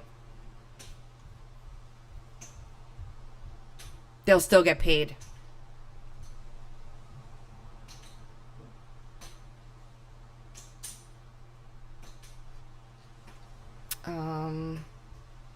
Adjustment of subsidized student loan usage limits.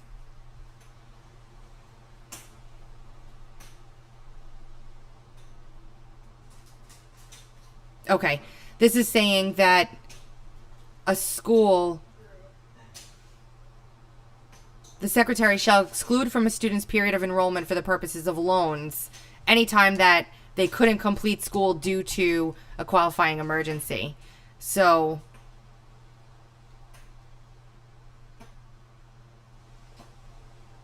the duration limit on Pell Grants is lifted during emergency.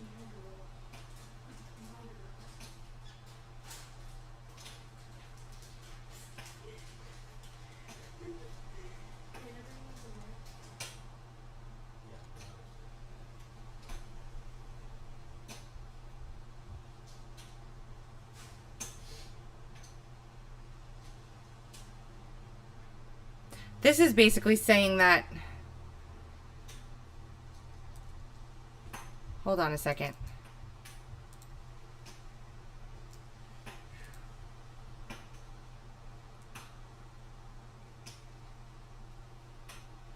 If they're getting money in the form of a grant or a loan, they'd usually have to give it back, but if they leave school during this time, they don't.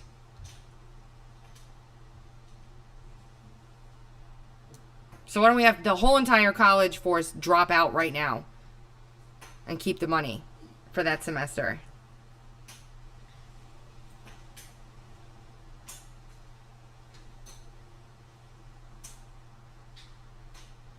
If they withdraw because of the emergency, they do not have to return the money that they were given for that time period during, if there weren't an emergency. Canceling loan obligation.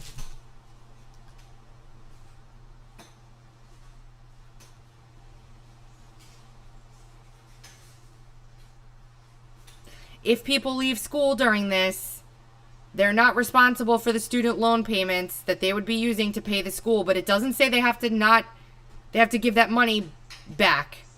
So this is free student loans if a student drops out of college as a result of a qualifying emergency. they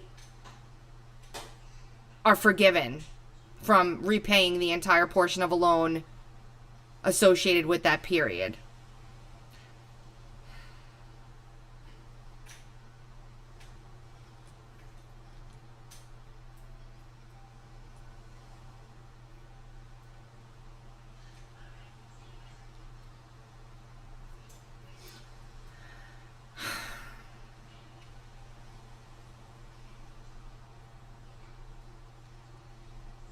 This is saying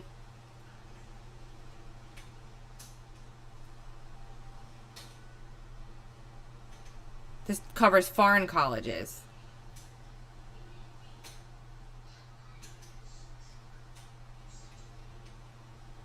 Basically the same way.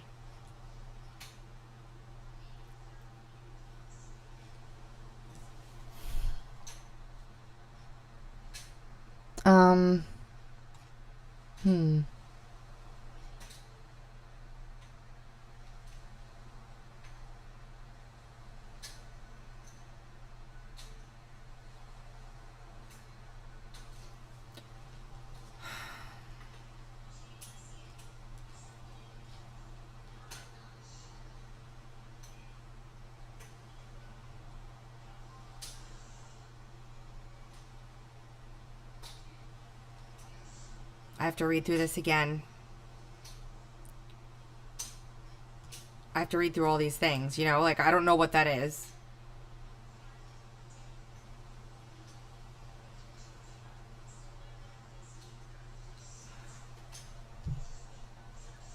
All right.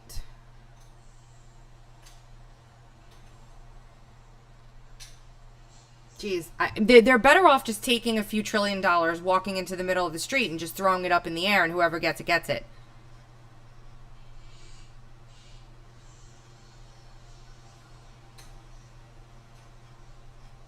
These are for waivers from grants and stuff, or loans. Perkins grant, Perkins loans.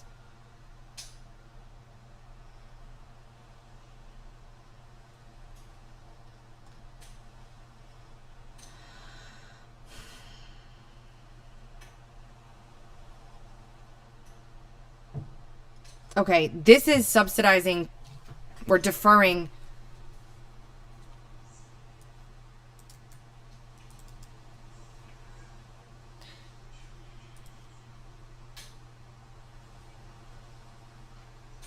the historically black college and university capital financing program.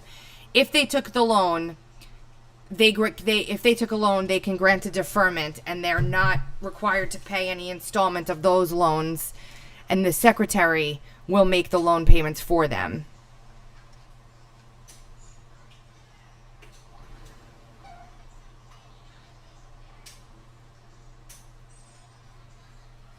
Temporary relief for student loan borrowers.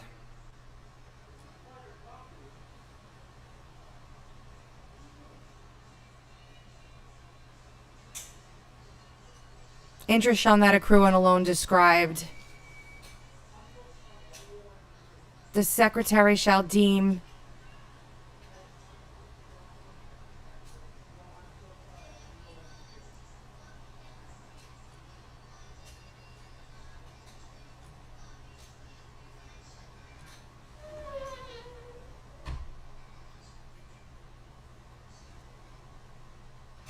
involuntary clause. So if there's a wage garnishment, they're stopping that too.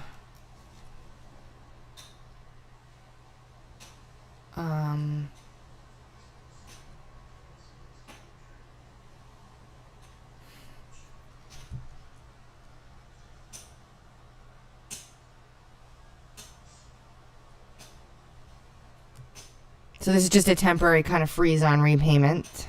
Come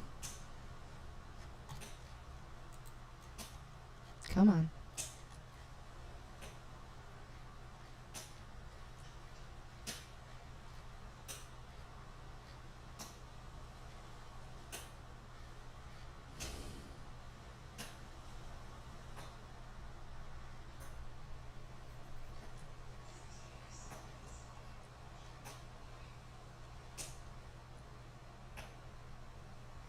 This is all nonsense. This is like reading the omnibus. Have you guys ever done that? I've read the omnibus 3 times now. It's just like reading the omnibus bill. It's the same exact thing.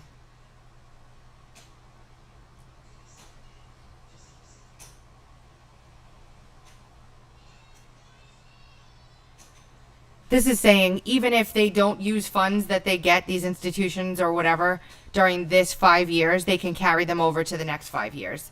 So every single school is going to want these funds, figure out a way to get them, hold on to them, not spend them if they don't need them, and then they can hold on to them for 10 years. It's just ridiculous.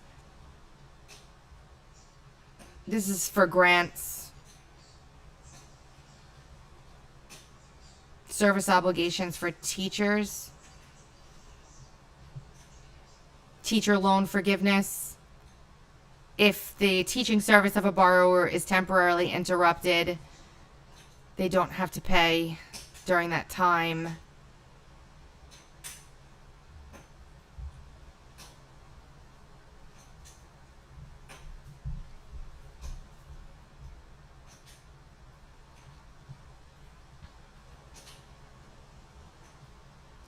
An employer shall not be required to pay more than $200 per day and $10,000 in aggregate for each employee for paid leave.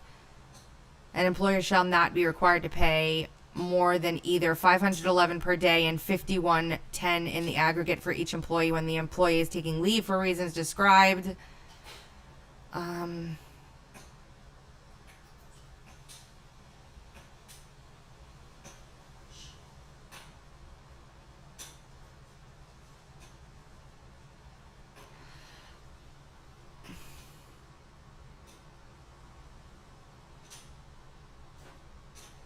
You can exempt certain U.S. government employers by the Family Leave Act. It changes the definition of who a rehired employee is. And, in other words, if you were let go because of this, and then your employer rehires you, they're changing it so that you don't have to wait for that benefit program to start again.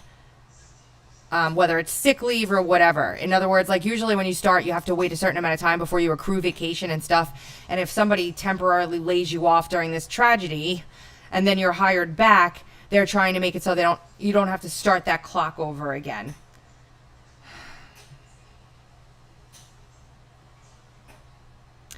I'm getting sick of reading. I'm gonna stop soon, and read it on my own.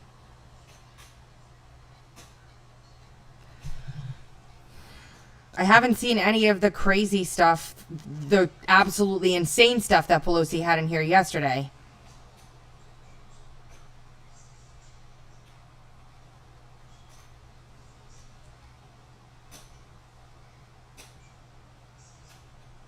There's no voting stuff in here yet.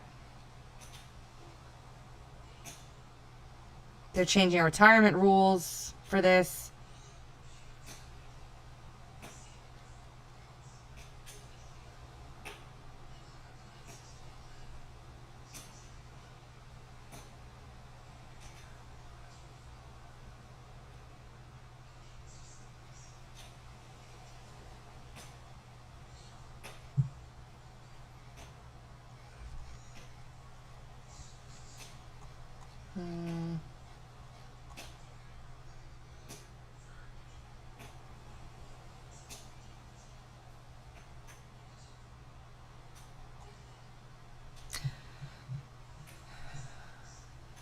They're adding telehealth to the health insurance requirements.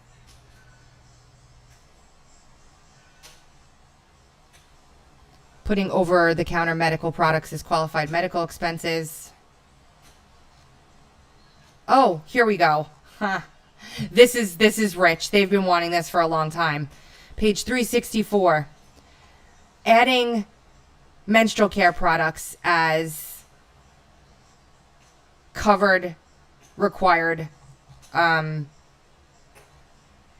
qualified medical expenses. They were trying this before. And by the way, somebody just said we're only page 364. It's actually only 619 pages. We're more than halfway done now. So they got it in here. They got it in here that tampons and liners will be covered by as qualified medical expenses. They put it in.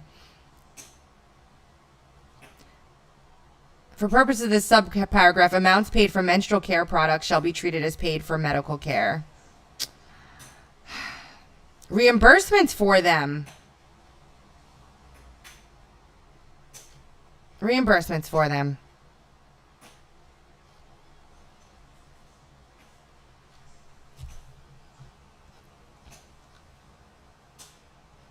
There's a lot of money in here to enhance telehealth services. They're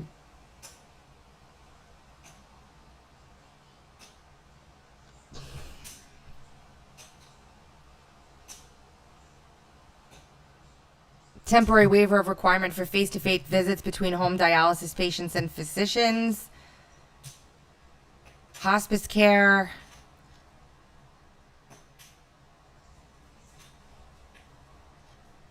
Instead of seeing your doctor in person, they're encouraging you to do it over the phone or via video.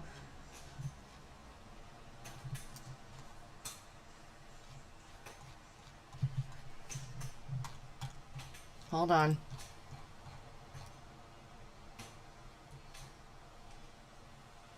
Medicare home health service protections are in here.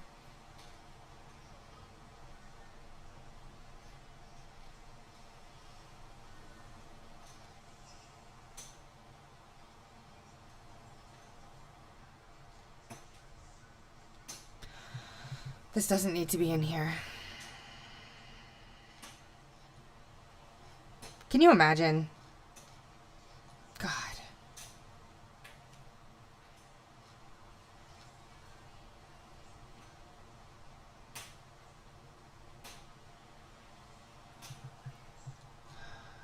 This is changing law or a previous bill that mandated that it was a physician that did something and making it be a nurse practitioner, clinical nurse specialist, or physician's assistant.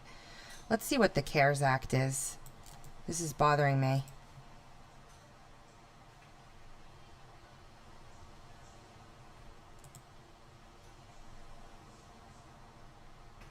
Oh, that's this. Okay.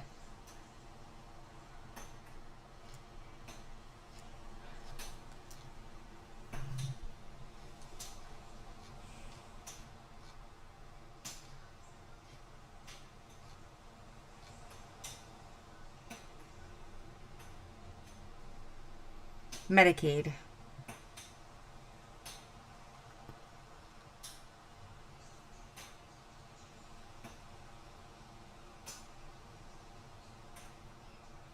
Adjustment of sequestration.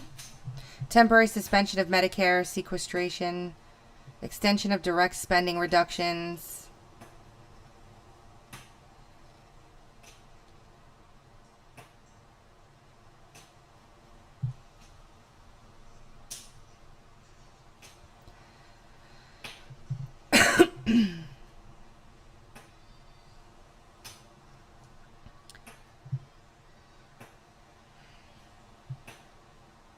It looks like funding for this is increasing if somebody has COVID and they're on Medicare or Medicaid, I'm sorry.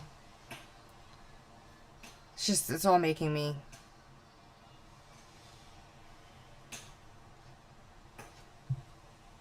I'm done. That's it. I'm done. I'll link this in the description box below. Here is the Senate bill. Where'd it go? Where'd it go?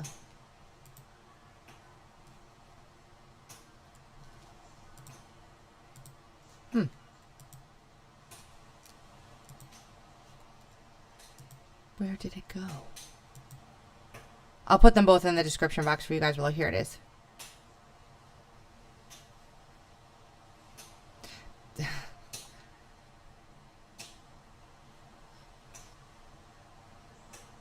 Animal and plant health inspection service salaries, 55 million.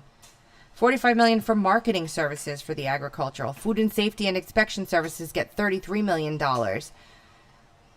An additional amount for salaries and expenses in the farm production and conservation programs of $3 million. $20 million for rural business development programs. Is this for real? $25 million for rural utility service, including distance learning, telemedicine, and broadband. $8.8 billion for domestic food programs. $15.8 billion for supplemental nutrition assistance.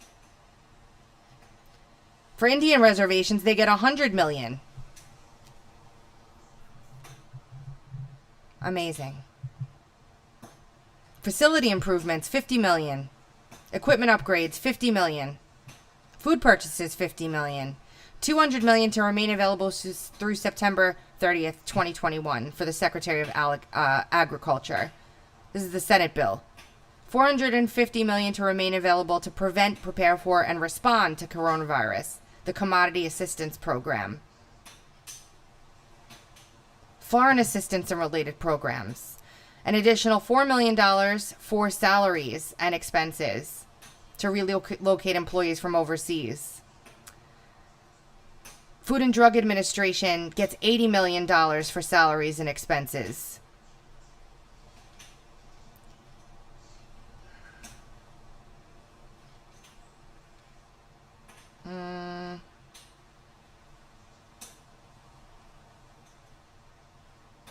Grants, $100 million in grants.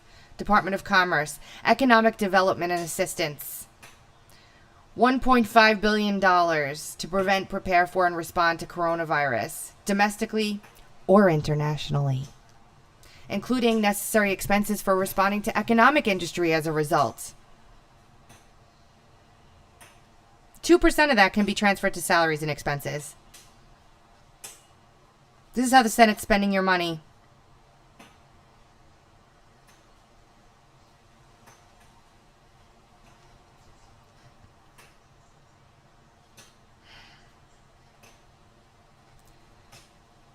Industrial Tech Services, $60 million to prevent, prepare for, and respond domestically or internationally to coronavirus. Provided that $50 million shall be for the Holdings Manufacturing Extension Partnership to assist manufacturers to do those things. And $10 million should be for the National Network for Manufacturing Innovation.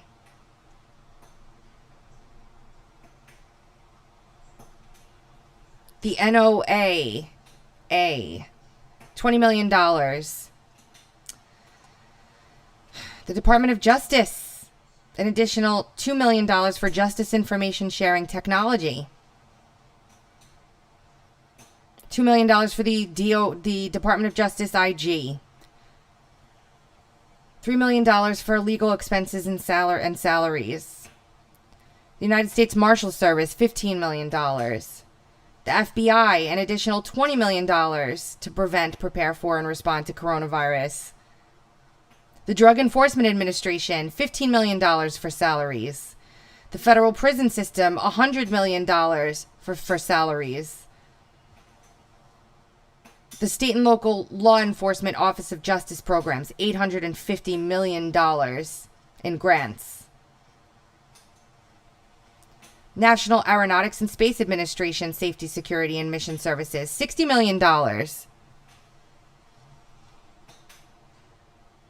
National Science Foundation, $75 million for research. For an additional amount, $1 million. I was done, right? Related agencies, the Legal Services Corporation, $50 million to prevent, prepare for, and respond to the coronavirus. It's a nonprofit established by Congress in 1974 to provide financial support for civil legal aid to low-income families. $50 million. Why? Why? There might be a reason I'm just not aware of.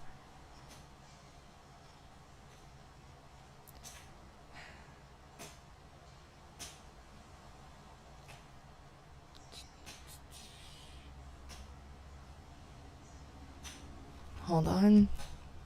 The Bureau of Prisons, now they're explaining it. To supply test kits, protective equipment. It's not going to cost all that money.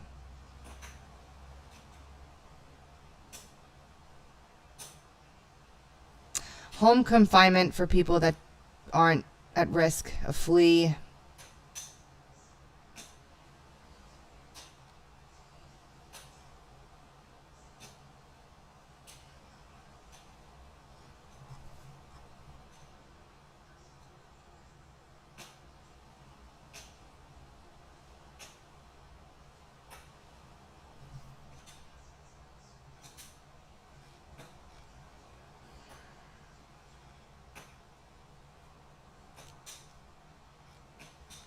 I'll do a thread.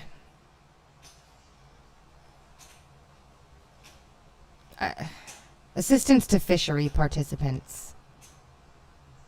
Tribes, persons, fishing communities, aquaculture businesses.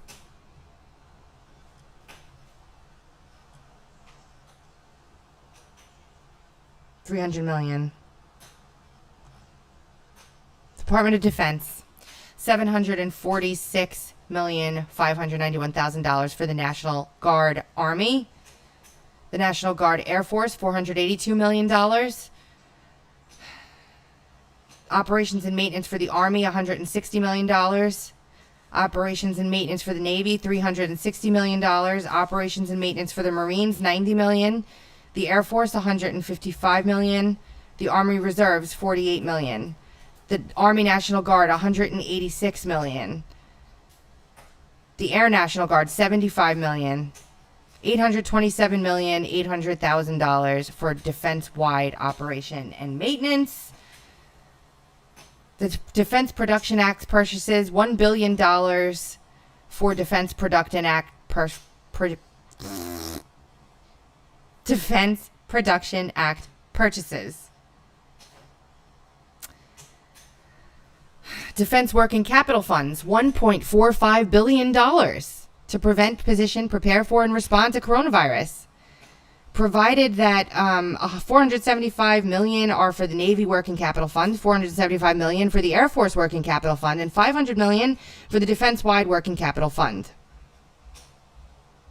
The Defense Health Program, $3.8 billion. $3.3 billion for operation and maintenance, $415 million for research development. The Office of the Inspector General, $20 million. This is the Senate.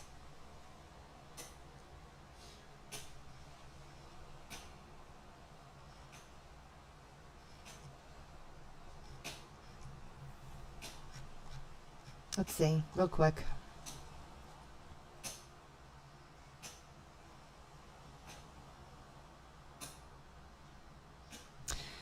Here are some rules saying that the president can extend the appointment of certain positions because we're in an emergency.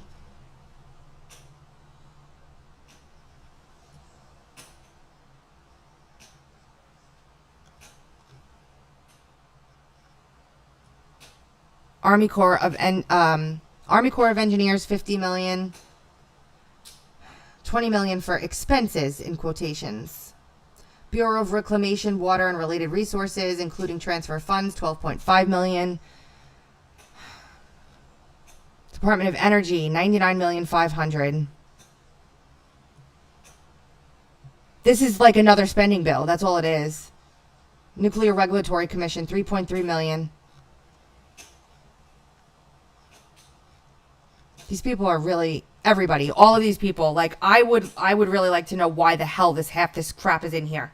Why is half of this stuff in here? This is ridiculous.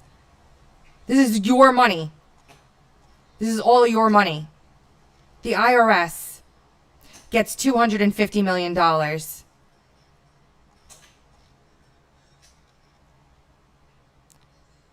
The Supreme Court, $500,000 in salaries and expenses for the Supreme Court?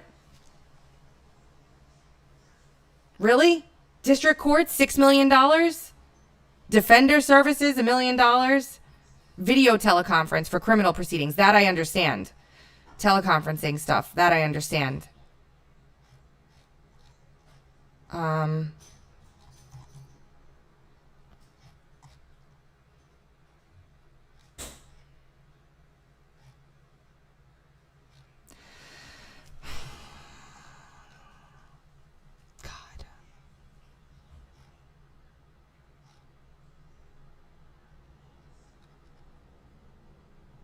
How long have I been doing this for? Wow, I've been going a long time.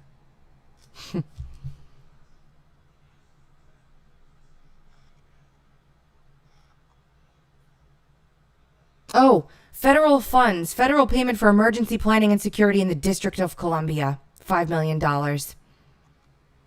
Election Assistance Commission. $400 million in election security grants.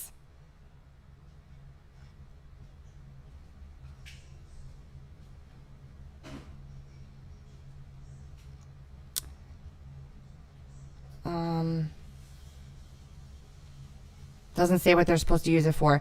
The FCC, salaries and expenses, $200 million. I guess the FCC was really hard hit by coronavirus, $200 million for salaries and expenses. That's really, what do you think the FCC's been doing during this coronavirus crisis? Have they been manufacturing hand sanitizer, creating respirators? What have they been providing for $200 million? The FCC. Have they been doing something special? Did the FCC, train all of their staff to become doctors during this crisis? Why in the... For telehealth services doesn't make sense. Providing telecommunication services, information services, and devices necessary to enable the provision of telehealth services. The FCC. They need $200 million for salaries to do that. $275 million for the Federal Buildings Fund.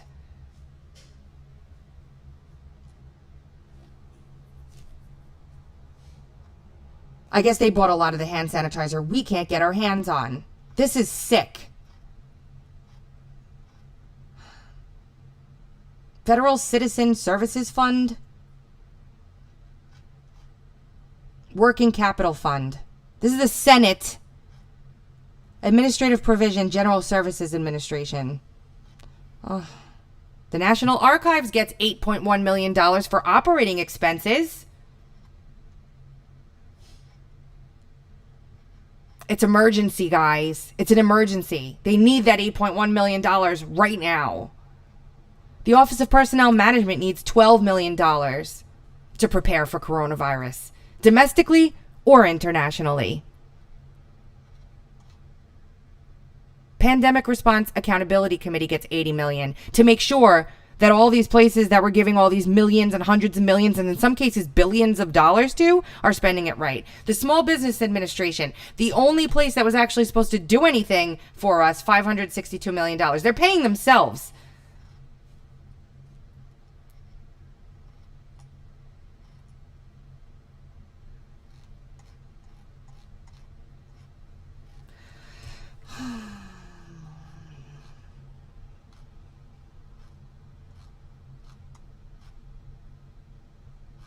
This should be 10 pages long, this bill. It should be 10 pages long. It should be 10 pages, max. We've together read through almost 400 pages together today, and there's still 200 pages left that I haven't gotten to. And what's in there? Is there anything really of substance in there that will help you? This has got to stop.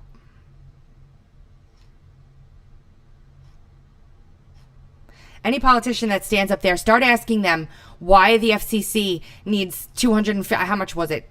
Why does the FCC need, what was it? I don't remember.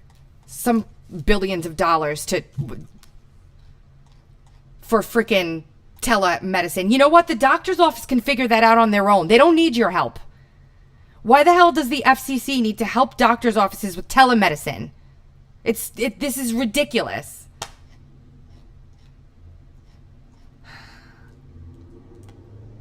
They see a disaster Insular Affairs Assistance to Territories, $55 million. The EPA.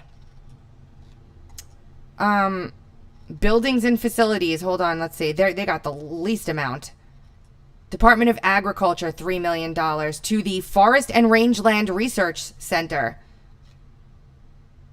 The reestablishment of abandoned or failed experiments associated with employee restrictions due to the coronavirus.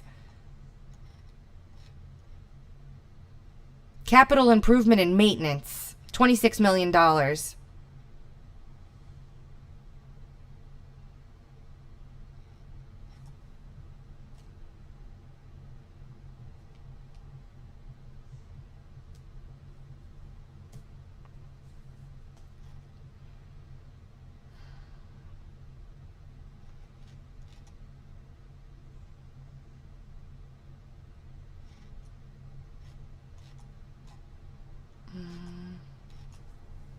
Indian, here, $125 million to the Indian Health Service Indian Health Facilities section.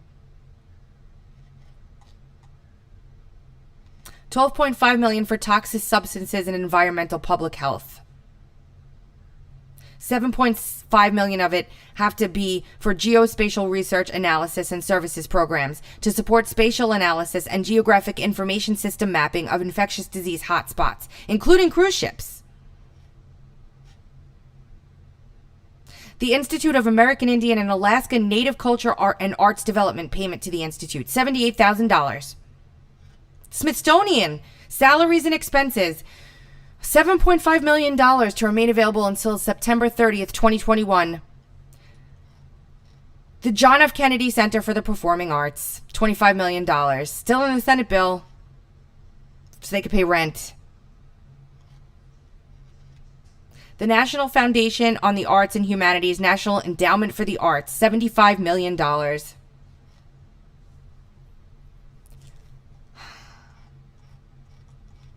You guys are understanding. The Department of Labor, for an additional amount for training and employment services, $345 million to train people. Salaries and expenses for that department, $15 million. We have to give them a raise. They'll be working a little bit longer, I guess. Health and Human Services, Center for Disease Control and Prevention, $4.3 billion for the CDC. $1.5 billion of it needs to be for grants to cooperate with the states, localities, territories, tribes, tribal organizations, urban Indian health organizations, or health services providers to tribes. $125 million is allocated to tribes. You guys upset yet? Not less than $500 million shall be for global disease detection and emergency response. And not less than $500 million should be for public health data surveillance and analytics modernization.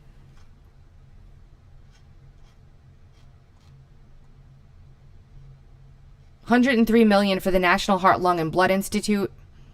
$706 million for the National Institute of Allergy and Infectious Diseases. $60 million for the National Institute of Biomedical Imaging and Bioengineering.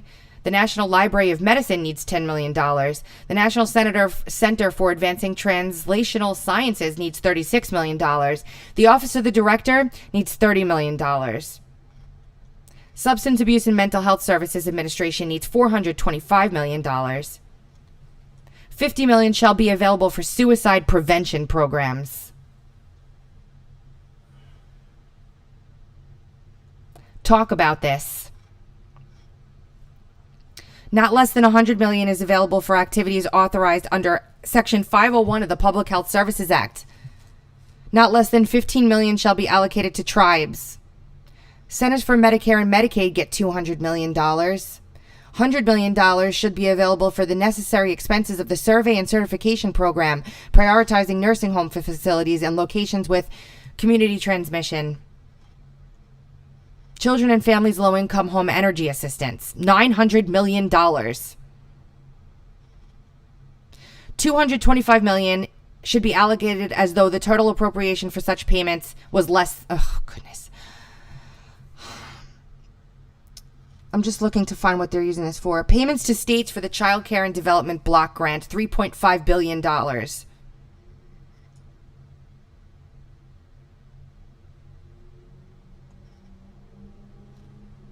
To pay the salary and wages of staff. Wow, it's really good if you work for the government. A lot about tribes, yes. 1.874 billion. 1 billion for carrying out activities under 674 through 679.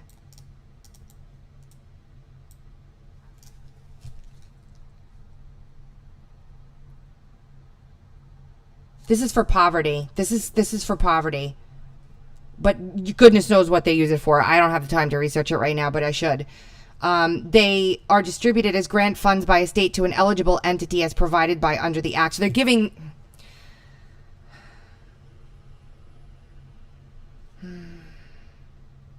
The Head Start Act gets $750 million, including federal administrative expenses.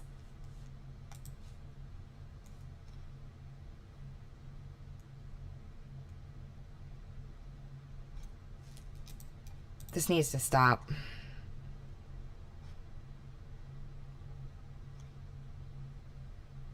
$500 million for supplemental summer programs. Hotline services, $45 million for family violence prevention. What are they expecting? I'm going to call it quits because they're going to be a news conference, and I said that about 7 hours ago. But listen, there's so much more in here we didn't get to. Aging and Disability Services Program, $955 million. Nutrition Services, $500 million. This is just... How are you benefiting from this, personally? Anybody? This is gross. It's gross. Thanks for listening, guys. If you appreciate the work I do, you can find me on Patreon, patreon.com/TracyBeans with a Z. You can find my PayPal address at paypal.me/TracyBeans with a Z. Also, go to uncoverdc.com. Make sure you follow all the work that we're doing over there. I'm going to start screaming on Twitter, and I will talk to you guys soon. This is gross.